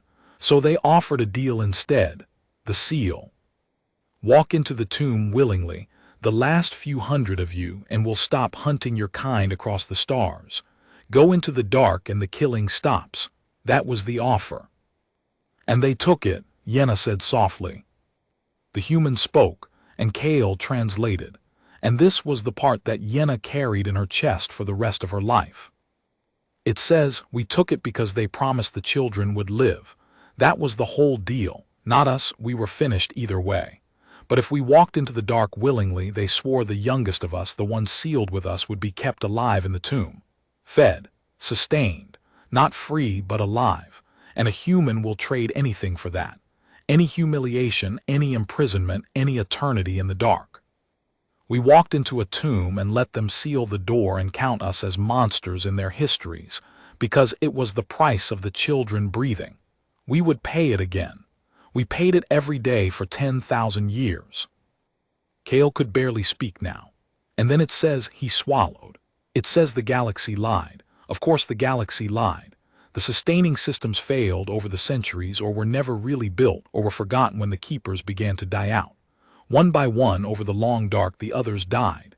The children it had gone into the tomb to save, it watched them die, Yenna, across the centuries, one after another, until it was the only one left. It kept its side of the bargain. It stayed in the dark. And the galaxy did not keep its side. And everyone it had sacrificed everything to save died anyway, slowly, over 10,000 years. And it buried them all in that little home behind the door, and marked their days on the wall, and went on counting alone, because it did not know how to stop. Because stopping was the one thing its people never learned how to do. The chamber was utterly silent. Yenna was weeping. She had not noticed starting. That's the nightmare, Kale whispered. That's what was really behind the door, not a weapon. A parent who walked into a grave to save its children, and kept the bargain for 10,000 years while the galaxy broke every promise, and buried every child it had died to save, and never stopped counting the days alone in the dark, hoping someone would finally come. He looked at Yenna. We should be the ones carving apologies, all of us, every species in the galaxy. We should never stop carving them. And then the human asked its question, the last thing, the true thing, the thing the whole story had been walking toward. It looked up at Kale from where it sat among the dead. And it spoke, and this time its voice was different, softer, almost disbelieving, and Yenna watched Kale's face crumple completely, watched the historian who'd spent his whole life on the fragments break entirely, and she knew that whatever the human had just said, it was the thing Kale had waited his entire life to hear and never believed he would. What? Yenna whispered. What did it say? Kale turned to her, tears running down his face, and he said, it asked if we came to let them out, or to seal them back in. He could barely speak. It's been listening at that door for 10,000 years, Yenna, listening for someone to come, and every time it heard something, it hoped that this time it would be someone who'd come to open the door and let them go home. And every time, for 10,000 years, it was someone who'd come to make sure the door stayed shut. His voice broke completely. It's not asking to be freed as a weapon. It's not threatening us. It's asking, please, is this the time someone finally came to help? Or is this just one more time the galaxy came to make sure the nightmare stayed buried? The chamber was silent. The dead lay everywhere. The great door stood open, and humanity's last survivor stood in the ruins and asked, with 10,000 years of grief in its voice, the only question it had left. And Yenna Sarov understood that the answer she gave would decide not just her life, but what the galaxy became. She gave it without hesitation in the end. That surprised her afterward. She'd expected to agonize, to weigh the warning against the wound, to be the careful, cautious archaeologist she'd been for 40 years. Instead, the answer came out of her whole and immediate, from somewhere deeper than caution. Yes, Yenna said, and then to Kale, tell it yes, tell it we came to help. Tell it we didn't know what it was, we believed the lie like everyone else, but we know now and we're not going to seal it back in. Tell it the door stays open. Tell it that it's coming home with us, whatever that means, whatever it costs. Tell it the waiting is over." Kale told it, in the human tongue, haltingly, with a lifetime's love and a lifetime's grief. He told the last human that someone had finally come to help. And Yenna watched something happen in Ash's face that she had no words for and never found any. 10,000 years of held breath, releasing. 10,000 years of a hope so faithfully kept it had become a kind of prison of its own, finally, gently, allowed to become something else. Ash did not weep. Yenna wasn't sure humans wept, or if this one had any weeping left after so long, but it lowered its head. And it stayed that way for a long moment, head bowed, among the dead, in the ruins of its tomb, while the words it had waited 100 centuries to hear finally reached it. Then it looked up, and it said one more thing, and Kale's voice broke as he gave it to her. "It says thank you," Kale said. "And it says it wants us to know. It says the ones who died here, Orin. The young ones. It says it will carry their names. That a human always carries the names of the ones who fall protecting others. That this is the oldest human law, older than any of the ones that got them buried. It watched Orin die holding the door, and it says Orin died a human death, whatever species he was, and it will remember him as one of its own for as long as it lives." Kale wiped his face. "It's grieving them, Yenna, our dead. It came out of 10,000 years in a tomb, and the first thing it did was start grieving our dead. Because that's what it is. That's what we couldn't bear to live beside. Getting Ash to the surface nearly killed it, and I've told you that already, but I haven't told you what it cost Selaku, and I should, because she never spoke of it herself and someone ought to." The wound Ash took for Yenna was mortal by any measure Selaku understood. She was a fine medical officer, but she had trained on the living species of the modern galaxy, and human physiology was 10,000 years gone from any record she could access. She was working blind, on a body older than her civilization, sustaining a life through injuries that should have ended it, with equipment meant for entirely different beings. By every rule she knew, Ash should have died in the first hour of the ascent. It didn't. And here is the thing that broke something open in Selaku, the empath who felt everything twice. She could feel Ash refusing to die. Not the body was failing, was ruined, had every reason to stop. But underneath the failing body was that same thing, the thing the whole galaxy had feared, the refusal, and Selaku could feel it directly, empath to patient, the way she felt everything. She said afterward that it was the strangest and most terrible sensation of her life. She had felt beings cling to life before. This was not clinging. This was something vaster and calmer and utterly implacable. A will that had decided, so long ago the decision had become bedrock, that it would not stop, and that simply went on not stopping, hour after hour, through wounds that would have released anyone else into merciful dark. "I wasn't saving it," Selaku told Yenna much later in a rare unguarded moment. "That's what no one understands. I wanted on the record that I wasn't the one who kept it alive. I did what I could, but what I could wasn't enough, not nearly. It kept itself alive. I just kept it company, held the line beside it, and I felt the whole time what that costs, what it actually costs on the inside to be the thing that never stops. Everyone thinks it's a kind of strength. It's not. It's a kind of exhaustion so total it comes out the other side into something that looks like strength. It's the most tired thing in the universe, still refusing to lie down. I felt it for 2 days and it nearly unmade me. It felt it for 10,000 years. She was quiet. After that, I stopped being afraid of humans. You can't be afraid of something once you've felt how tired it is. You can only love it and want to let it rest. That was the ascent. Dakvar's shield above them, 3 kilometers of rock between Ash and the bombardment. Selaku holding the line beside a will that would not stop. Kale talking, always talking to the last human, so it would not be alone in the dark even for the little time left before the light. And Yenna leading them up out of the tomb, toward a galaxy that did not yet know what to do with the truth screaming toward it on every open channel. They broke the surface on the 3rd day, and for the first time in 10,000 years, a human stood under an open sky, even a dead one, even the black airless sky of a nameless moon under a burned-out star, and looked up, and was not behind a door. Cale said Ash looked at the stars for a long time, and then it said something very quiet, and he almost didn't translate it because it was so private. But he did in the end because he'd promised to get it all down. Ash looked at 10,000 years of stars it had counted the days toward, and it said, "There are more than I remembered. Good. I was afraid the galaxy might have gotten smaller while I was gone. It didn't. It got bigger. There's still room in it. There's still room."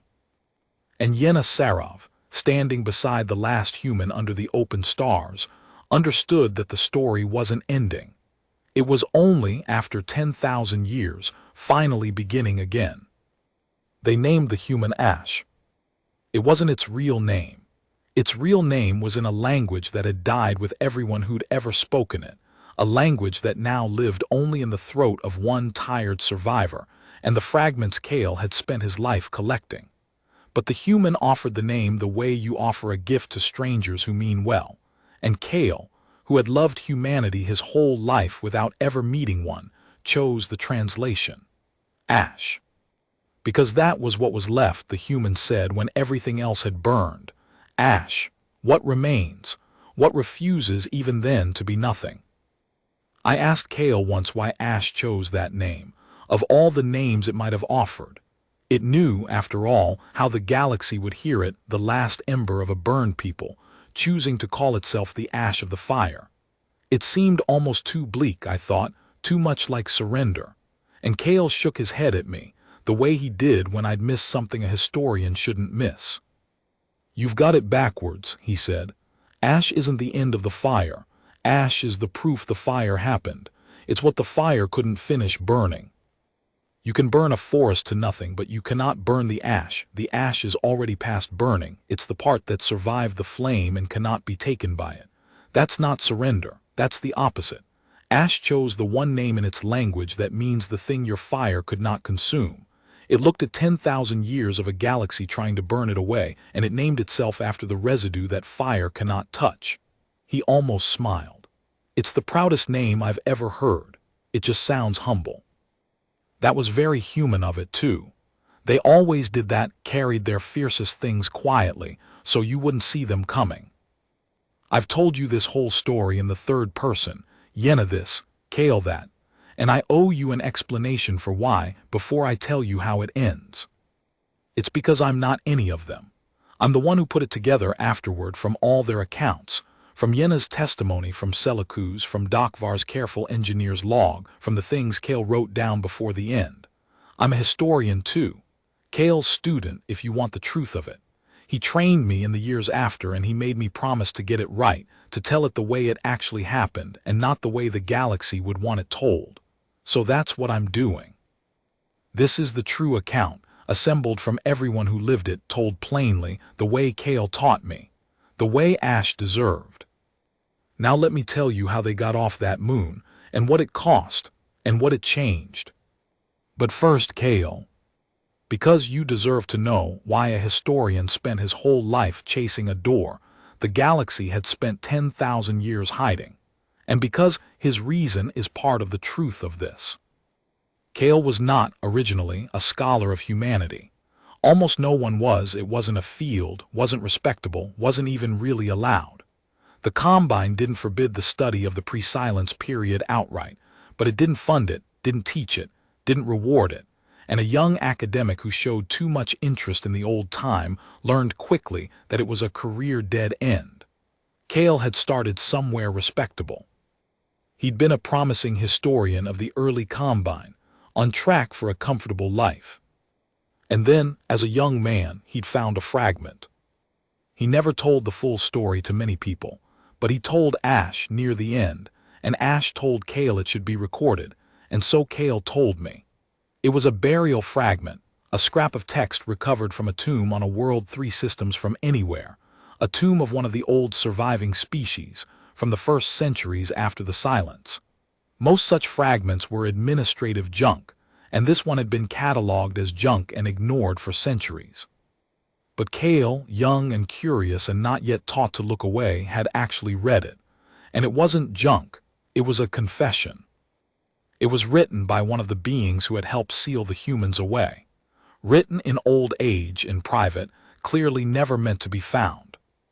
And it was an account of what that person had actually seen and done during the sealing, not the official version, the myth of heroic unity against a monster, but the real thing, the doubt, the shame, the moment when they'd looked at the last humans walking willingly into the tomb to save their children, and understood, too late, that they were not sealing away a monster but committing a monstrous act against a people whose only crime was refusing to abandon their weak. The fragment ended with a line Cale could recite for the rest of his life. We told ourselves they were the nightmare. But I have seen the nightmare, and it wore our faces, not theirs. I go to my grave knowing we sealed the wrong thing behind that door. We should have sealed away the part of ourselves that could do this. Instead, we sealed away the only ones who never could. That fragment ended Cale's respectable career and began his real one, because he could not unread it. He could not go back to comfortable histories of the early Combine, knowing what he now knew, that the founding piece was built on a mass grave and a lie, and that somewhere out there, if the oldest records could be believed, some remnant of that wronged people might still exist, sealed in a tomb, waiting. He gave the rest of his life to it. He learned the human tongue from fragments, painstakingly, the only living being to do so in 10,000 years. He mapped the hints, cross-referenced the warnings, followed the faint trail of the keepers across 100 dead sources.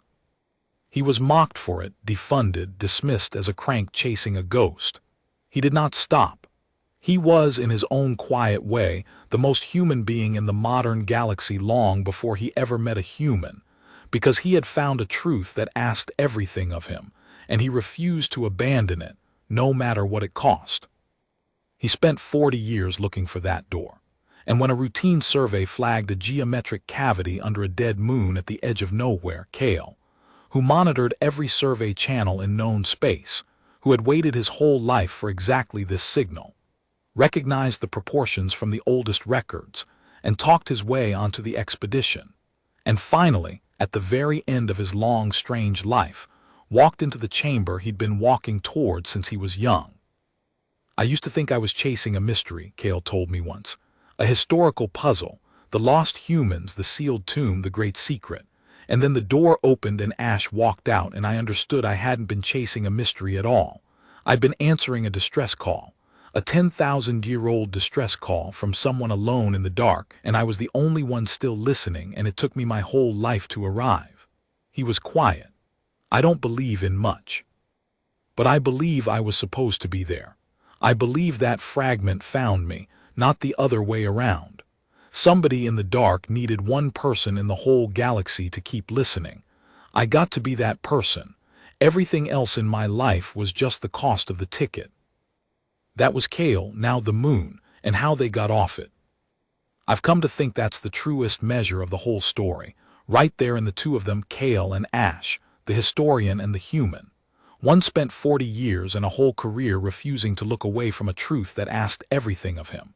The other spent 10,000 years refusing to let go of a hope that had no reason left to hold. Neither of them was strong, in the way the galaxy measured strength. Neither had power or numbers or advantage. They just would not stop.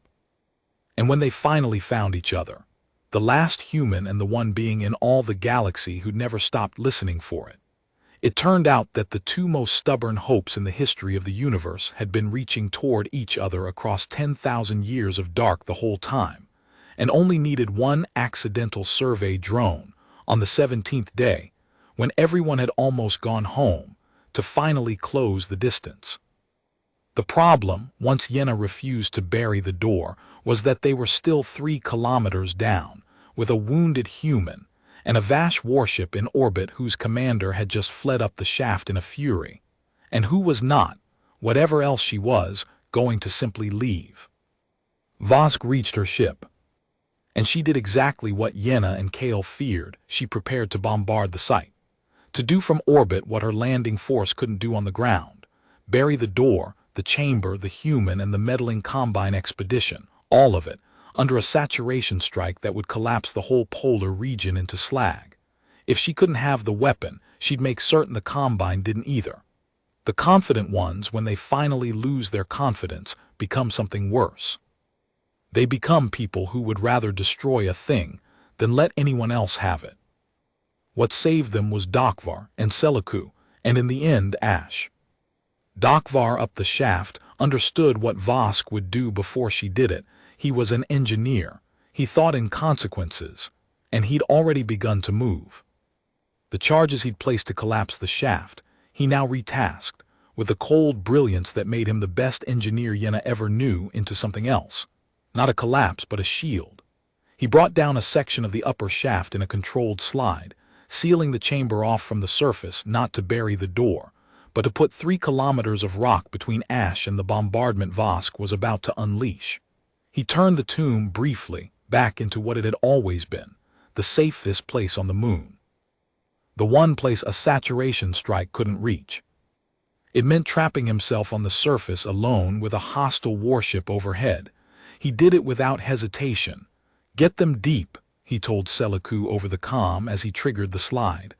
"I'll manage up here. Brol are hard to kill. Go." And Selaku, nervous, empathic, brilliant Selaku, who felt everything twice as hard as anyone, did the bravest thing of her life. She'd made it to the surface earlier, to the expedition's small ship, and instead of fleeing she flew it, straight up, into the path of the Vasch warship. A tiny unarmed survey vessel against a warship, broadcasting on every channel, transmitting the whole story, the door, the truth, Ash, all of it. Everything Kale had relayed to her over the comm, out into the wide galaxy on an open, unencrypted channel, so that whatever Vasch did next, she would do it in front of everyone. That was what stopped the bombardment, not force, witness. Vasch could bury a secret. She could not bury a story that was already screaming across every Combine and neutral channel in the sector, a story that would reach 100 worlds before she could reach the trigger. If she fired now, she wouldn't be destroying a weapon. She'd be committing an atrocity, live, in front of a galaxy that was already, thanks to one terrified empath in a survey ship, learning the truth about what had really been sealed under this moon 10,000 years ago. Vasch held her fire, and in the end, cursing, she withdrew back to Vasch space to report a failure that would define the rest of her career, carrying the one piece of knowledge she'd never wanted, that the galaxy's oldest fear was real and awake, and was not a weapon at all, but something far more dangerous to an empire like hers. A witness, a survivor who would tell. It took them 2 days to get Ash to the surface, and another day for the Combine response fleet to arrive, because Selaku's broadcast had reached them too, and the Combine, whatever its faults, did not ignore a xenoarchaeologist screaming the truth on an open channel. When the Combine fleet arrived, there was a moment that could have gone very wrong, because the fleet's commanders had grown up on the same myth as everyone else, and what they knew, steaming in at emergency speed, was only this: the ancient human weapon was loose. That was the report that had scrambled them, not Selaku's careful truth, which took time to be believed, but the older, simpler, more frightening version that fear always reaches for first. The nightmare is awake. And so the first Combine ships arrived with weapons hot, ready to do what the Vasch had failed to do, ready to finish the 10,000-year-old job. What stopped them was a small survey ship and a frightened empath who would not get out of the way. Selaku put her ship directly between the Combine fleet and the moon, again, the second time in 3 days she'd flown an unarmed vessel into the path of warships. And this time she didn't just broadcast. She begged. She got on every channel and she pleaded with her own people, ship to fleet, one small terrified voice against a war fleet's worth of fear, and she told them what she'd felt with her own empathic senses, holding the line beside a dying human for 2 days. She told them it wasn't a weapon.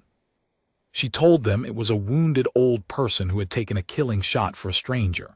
She told them that if they fired, they would not be destroying a monster, they would be committing the exact atrocity the whole shameful history had been built on, live in front of a galaxy that was finally learning the truth. and she told them she would not move, that they would have to kill her first, a Combine officer, one of their own, and that she was ready for that if that was what it took. They did not fire. It was close. Yenna learned later just how close, how many hours the fleet commanders argued, how near the galaxy came to murdering its conscience twice in 1 week. But they did not fire.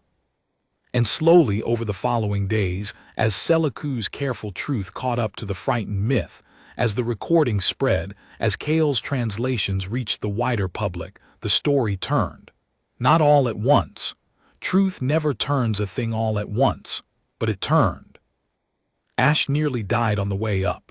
The wound it had taken for Yenna was bad, and 10,000 years is a long time to keep a body going, and there were hours in that slow ascent when Seliku, working over it with everything her medical training had, was certain they'd lose it. They didn't. Ash held on. Of course it held on. Holding on was the one thing it had never, in all its impossible life, failed to do. But I want to tell you about the ascent, because something happened in it that mattered more than the wound. Ash talked. Through Kale, over those long, slow days it talked, and it turned out, only grief. There was grief, an ocean of it. But there was also underneath something the galaxy had never once imagined might be behind that door. There was curiosity, wonder, a tired, battered, indestructible interest in the universe that had sealed it away. Ash asked about everything. About the Combine, about the Vasch, about the 40 other species that lived now where humanity once had. About whether the oceans of any world were still blue.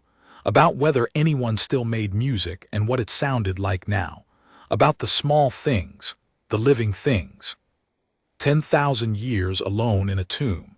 And it came out not only broken but hungry, hungry to know, to see, to understand the galaxy that had grown up in the long dark of its imprisonment. That's the part I can't get past, Kale told Yenna on the second night of the ascent while Ash slept. It should hate us. By every right it should want the galaxy to burn. We did everything to it, everything. And instead it's asking me whether anyone still writes poems. He wiped his eyes. That's the thing the old world could never understand right there. They thought the humans couldn't be beaten because they were vengeful. It's the opposite. The humans couldn't be beaten because they refused to become vengeful. Because they kept caring. About oceans and music and poems and strangers. You can break a thing that wants revenge, give it its revenge and it's spent. But a thing that just wants to live and to love the world and to protect what's in front of it, you can't break that. There's no bottom to it. You can bury it for 10,000 years and it comes out asking about poems. He looked at the sleeping human. We didn't seal away our nightmare, Yenna. We sealed away our conscience. And then we spent 10,000 years telling ourselves it was a monster. Because a monster is so much easier to live next to than a conscience you've wronged. The galaxy did not know what to do with Ash. That's the honest truth of the aftermath, and I won't pretend it was cleaner than it was. Seliku's broadcast had made it impossible to hide what had happened, the door, the truth, the 10,000-year lie. But knowing a truth and knowing what to do with it are different things. The Combine convened emergency sessions. The neutral worlds demanded answers.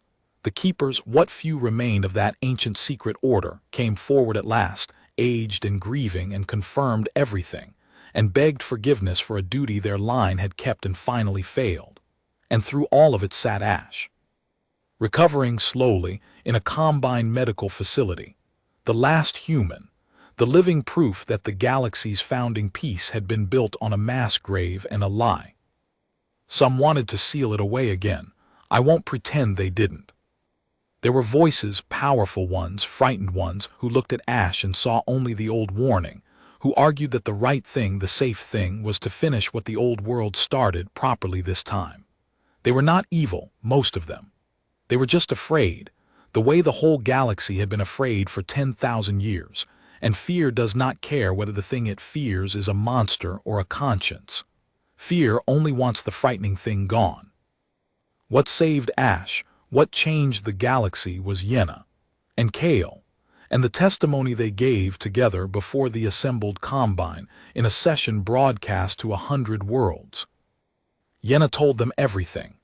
Plainly, the way she'd learned to read a ruin, no embellishment, just the truth, exactly as it was. She told them about the door and the warning and the apology carved in 100 dead languages.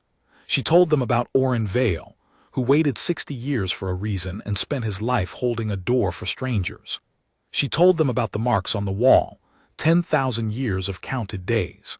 She told them about the children Ash had gone into the dark to save, and watched die, and buried and mourned, and never once used as a reason to hate. She told them about the shot Ash took for her, an alien, one of the jailers, without a heartbeat's hesitation. And then she said the thing that I've seen carved now on the memorial they eventually built, the thing that turned the whole debate. We called it our greatest nightmare, Yenna said to the 100 worlds, and we were right. But not the way we meant. It was never a nightmare because of what it might do to us. It was a nightmare because of what it showed us about ourselves. Every one of us who ever came to that door came to keep it shut. For 10,000 years, every single visitor chose the tomb. And this old, wounded, grieving person who owes us nothing but hatred is the only one in the whole story who ever once protected someone who couldn't protect themselves. The nightmare isn't the human. The nightmare is that we sealed away the last thing in the galaxy that would step in front of a stranger and called ourselves safe, and slept soundly for 10,000 years on the strength of that lie. She looked around the great hall. You want to know if it's dangerous? It is. It's the most dangerous thing any of us will ever meet, because it will not stop protecting the weak, and every one of us who has ever profited from the weak staying weak should be very, very afraid of that. The rest of us should get down on our knees and thank whatever we believe in that it survived, because a galaxy with even one of them in it is a galaxy where the helpless have a champion again. We spent 10,000 years making sure they didn't. Look where it got us. Look at what we became, in the safety we bought by burying our conscience. The hall was silent, and in the silence the thing that had been impossible for 10,000 years finally became possible, not because Yenna had proven Ash was harmless. She hadn't, it wasn't. But because she'd made the galaxy see, at last, that the danger and the goodness were the same thing, that you could not have the champion of the weak without the terror of the strong, that they were one indivisible fact, and that the old world had thrown away the first because it couldn't bear the second. They did not seal Ash away again. I want to tell you about the Keepers, because they're the part of this that haunts me most, and because they deserve to be remembered honestly, neither as villains nor as heroes. The Keepers were the secret order, the ones who, across 10,000 years, had held the location of the tomb and made sure the seal endured. When Seliku's broadcast broke the silence, the last of them came forward. There were only a handful left. Old, most of them from a scatter of species, the frayed end of a chain of duty that stretched back to the ceiling itself. And they were not what I expected. I'd imagined fanatics, jailers, keepers of a cruel secret. They were nothing like that. They were grieving.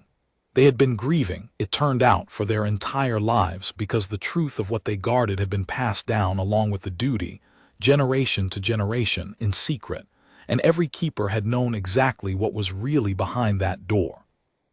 They'd known it wasn't a monster. That was the thing that broke me when the eldest of them testified. The keepers had always known. The knowledge had been handed down with the duty. What we guard is not a weapon and not a nightmare. What we guard is the last of a people we wronged beyond forgiveness. Guard it not because it is dangerous, but because the galaxy is not yet ready to face what we did. Keep the secret until the galaxy is strong enough to bear the truth.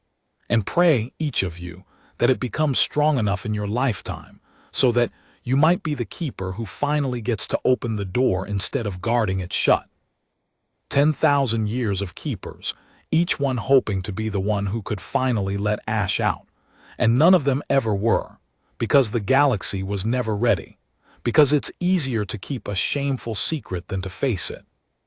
Generation after generation of keepers went to their graves having guarded the door, having kept the truth, having longed to be the one to open it, and having decided, each of them, that the galaxy still wasn't ready, that the truth would do more harm than the lie, that it had to wait a little longer.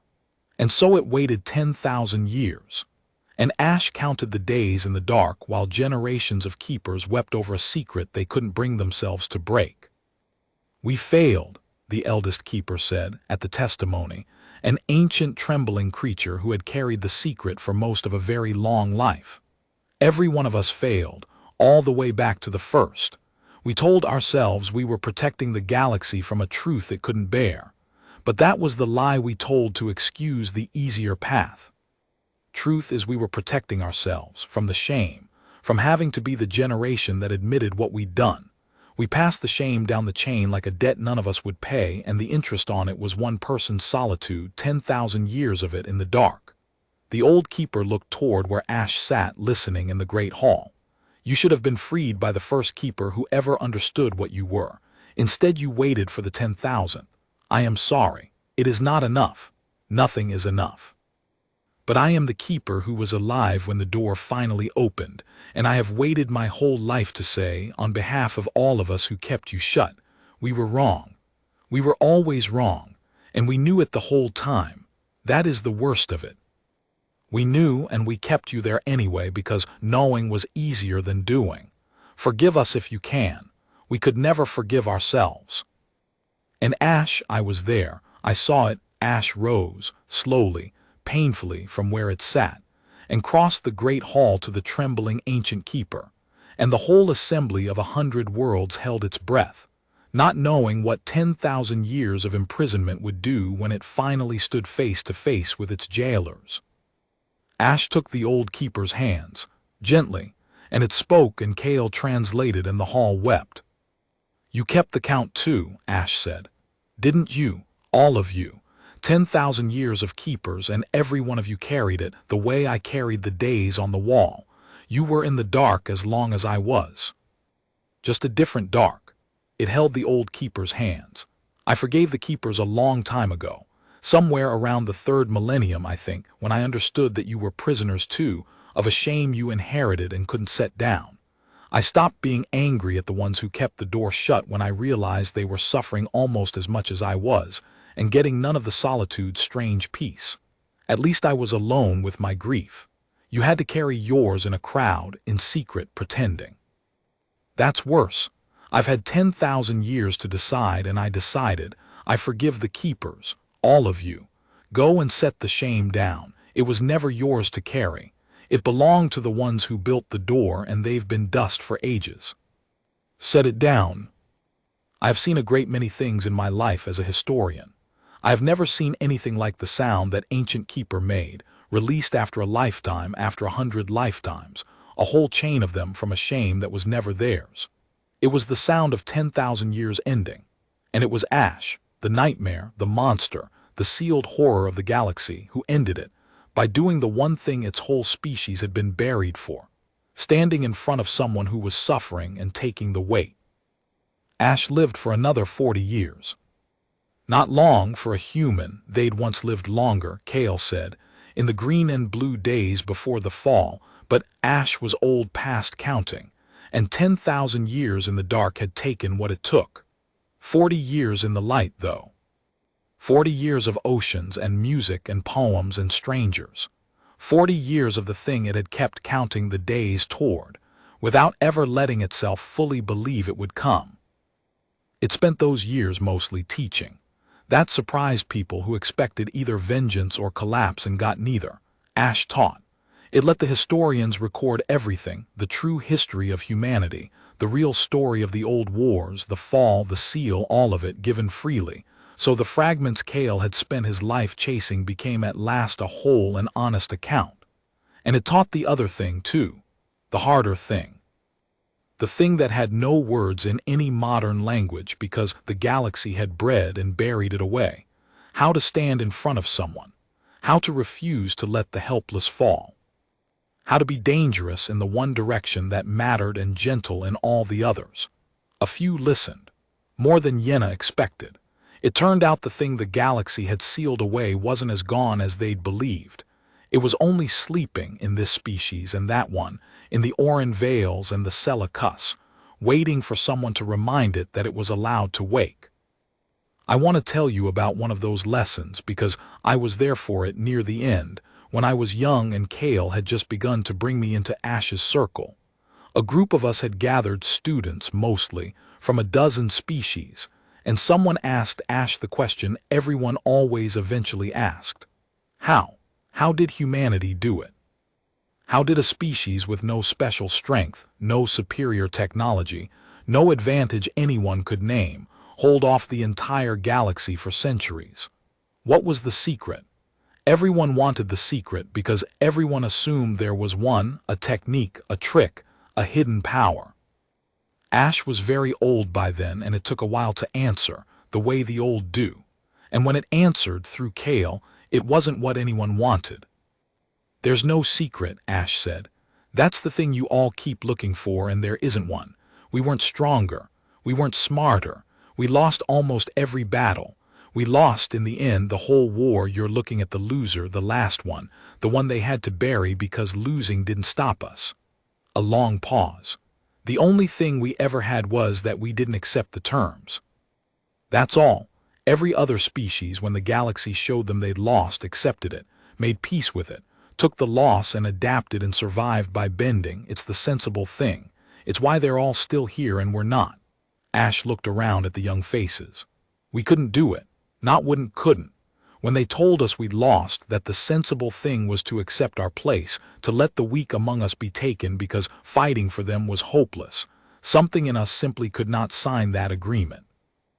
Not out of pride, out of I don't have your word for it, the refusal to purchase our own survival with someone else's.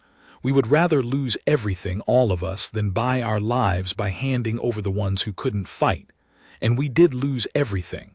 Almost. That's not a victory. Don't ever let anyone tell you it was a victory." Its old eyes were steady.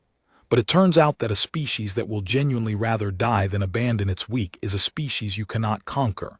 You can only kill it. And killing it, all of it, down to the last child, most conquerors discover they don't have the stomach for that. Not because they're good. Because it costs too much and buys too little and leaves a mark on you that never washes out. So they buried us instead. And called us a nightmare, because nightmare was easier to carve on the door than the truth." "Which was?" one of the students asked. Ash almost smiled. It didn't smile often. "That we weren't stronger than you," it said. "We just loved our helpless more than you loved your comfort. That's the whole difference. That's the entire secret you keep looking for. There's nothing else. Go home and love your helpless more than your comfort, and you'll be exactly as dangerous as we ever were, and exactly as hard to live with, and exactly as necessary." It settled back, tired. "That's the last thing I know. It took 10,000 years in the dark to be sure of it. Love the ones who can't protect themselves more than you love being safe, and hold to it past all sense, past all hope, past the point where it's cost you everything, and you become the thing the powerful can't sleep next to. It's not a weapon. It's not a power. It's just a choice made all the way down. Anyone can make it. Almost no one does. That's why they had to bury the ones who did. I've never forgotten it. None of us who were there ever forgot it. And I've watched in the years since how that single lesson has moved through the galaxy, slowly, quietly, species by species. A thing waking up that had been asleep for 10,000 years. Not humanity reborn. Something better, maybe. The galaxy itself, remembering the part of its own conscience it had buried and choosing here and there, in small ways and large, to dig it back up. Kale stayed with Ash to the end. Of course he did. He'd waited his whole life for it. He wasn't going to waste a day of the time they had. He became Ash's translator, its historian, its friend, the bridge between the last human and the galaxy that had wronged it. When Ash finally died, it was Kale who was with it, and it was Kale who told the rest of us what its last words were, and I'll give them to you now, because they're the truest ending I know. Ash said at the very end through Kale, quietly, "Tell them I wasn't angry. That's the thing I want remembered. 10,000 years and I never once was angry. I was just waiting for someone to come who understood that the door was never locked from my side. It was locked from theirs. They sealed themselves out. I could have opened it any time. I stayed because the children were sleeping, and then because there was no one left to open it for, and then because I forgot there was an outside. But I was never their prisoner.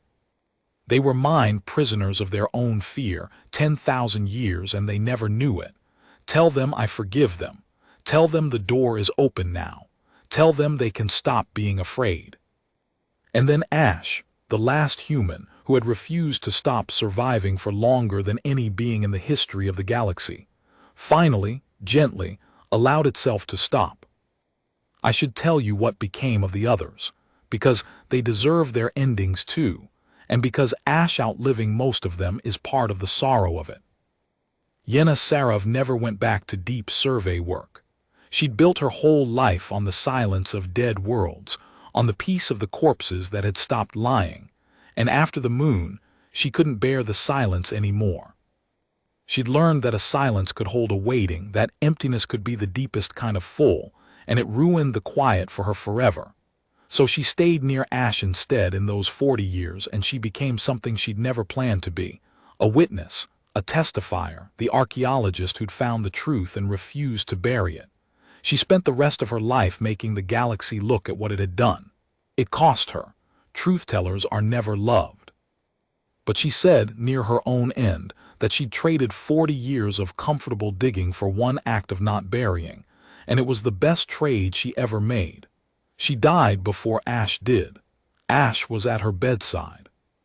The last human held the hand of the Thren who had chosen it over her own safety, and grieved her the way it grieved everyone, fully, without limit, and marked the day. Dakvar went back to engineering. Of course he did. He was Brol, the work was the work, but he was never quite the same steady, machine-minded creature afterward. He'd seen Care carved 3 kilometers into a dead moon, and it had changed how he saw building itself. He spent his later years designing memorials, of all things, structures meant to hold grief and endurance and remembrance. He built the memorial on the moon in the end. He said it was the only project he'd ever taken on where the material demands and the emotional demands were the same demand.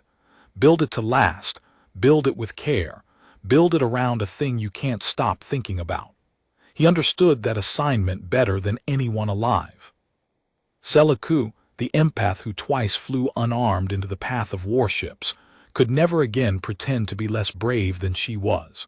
That was her burden and her gift. She discovered, in the worst moment of her life, that a frightened person is exactly the person who does the impossible thing, and she carried that knowledge into a long career of doing impossible things quietly. She and Ash were close in those 40 years, the empath and the human, the two beings who'd felt each other most directly, patient to healer, will to witness. She was the one who understood, without translation, what it cost Ash to keep going. She made sure at the end that it was allowed to rest. And Kale got the thing almost no one gets. He got to spend the last chapter of his life inside the truth he'd sacrificed everything to find. 40 years beside the last human, its friend and voice and student. He used to say he'd have traded a comfortable life for a single hour with a human, and he got 40 years, and he never once stopped being astonished by the bargain.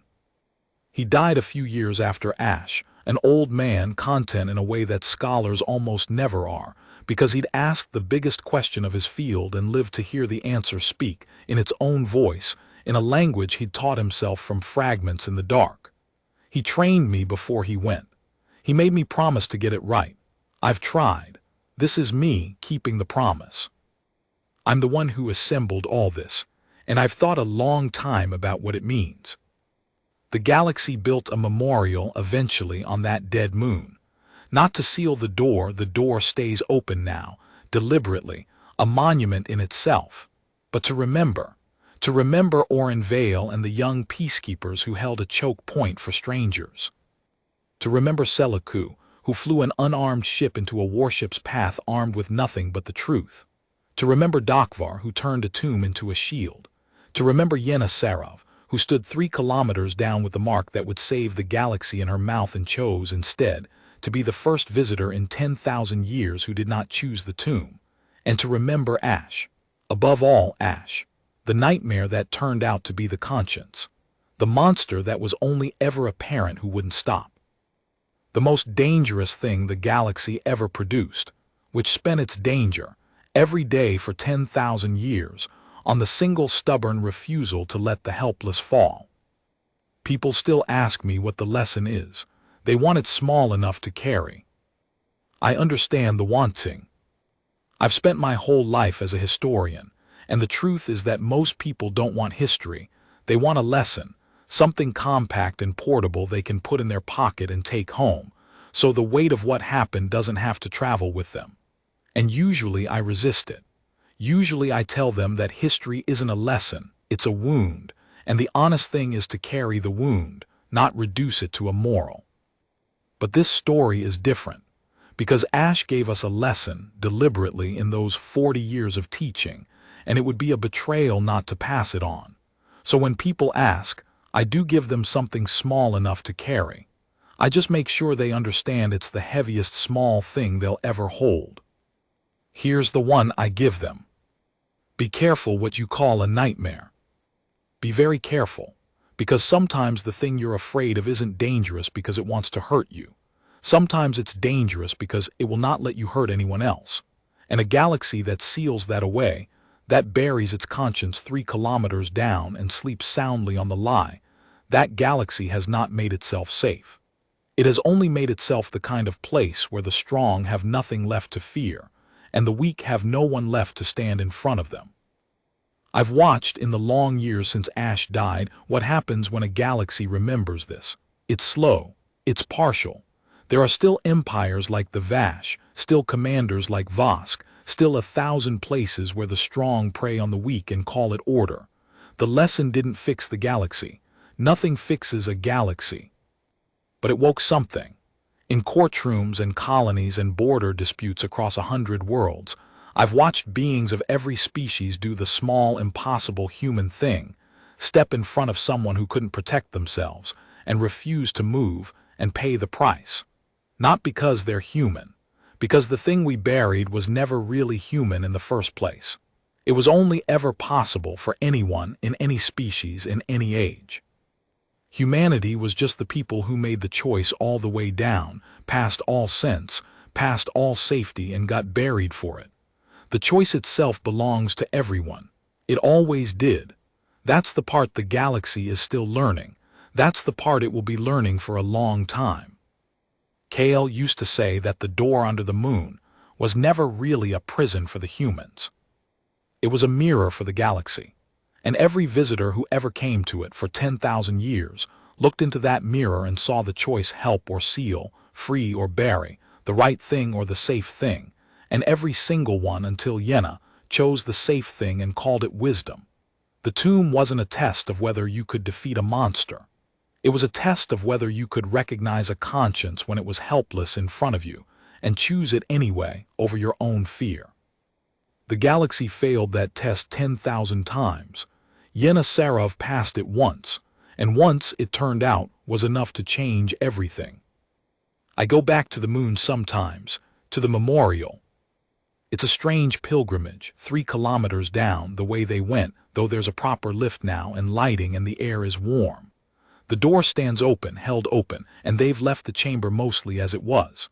The carvings are still there, the burning fleets, the small figure that would not fall. The offerings the keepers left over 10,000 years are still at the foot of the door, preserved now, catalogued, honored. And they've added new things. Every visitor leaves something. The foot of the door is heaped with tokens now, from 1,000 worlds, from beings of every species, small things, left by people who came down into the dark to stand where it happened and found they couldn't leave empty-handed. The last time I went, I stood in the chamber a long while, and then I went through the open door, into the little home beyond it where Ash lived for 10,000 years. They've preserved that too. The shelves, the careful arrangements, and the walls covered floor to ceiling in the counted days, 10,000 years of marks scored patiently into the stone, one at a time, by a being that never stopped believing the count was leading somewhere. I put my hand against the marks that last visit. I don't know why, and I thought about what it must have been to make each one. to wake in the dark alone, after everyone you loved had died, and to reach out and score one more mark into the wall, not out of hope exactly, because 10,000 years is longer than hope can last, but out of something underneath hope, something the humans had that we're only now learning the shape of. The refusal to treat a day as nothing. The insistence that even a day in the dark alone, past all reason, is still a day and deserves to be counted, and someone should mark that it happened. That's the thing I carry now from all of this. Not the battle, not the last stand, though I honor it, not even the rescue, the marks on the wall. 10,000 years of a person insisting, one day at a time in the dark, that existence was worth counting. That's the most human thing I know. And it wasn't for us, those marks. It wasn't a message. Ash never expected anyone to read them. It counted the days for the same reason it stepped in front of strangers and took the shot and asked the names of the dead, because that was simply what it was, all the way down, with no audience and no reward and no end in sight. It was good in the dark, where no one could see for no reason, for 10,000 years. That's not a nightmare. I don't have a word for what that is. Maybe none of us do yet.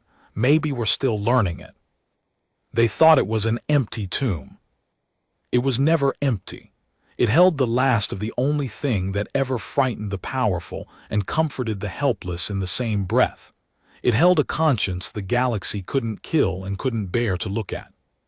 And when the door finally opened, after 10,000 years, the nightmare stepped out, wounded and grieving, and older than empires. And the very first thing it did before anything else was step in front of a stranger and take the shot and ask the names of the dead. That was humanity's greatest nightmare. I hope someday we're brave enough to become it.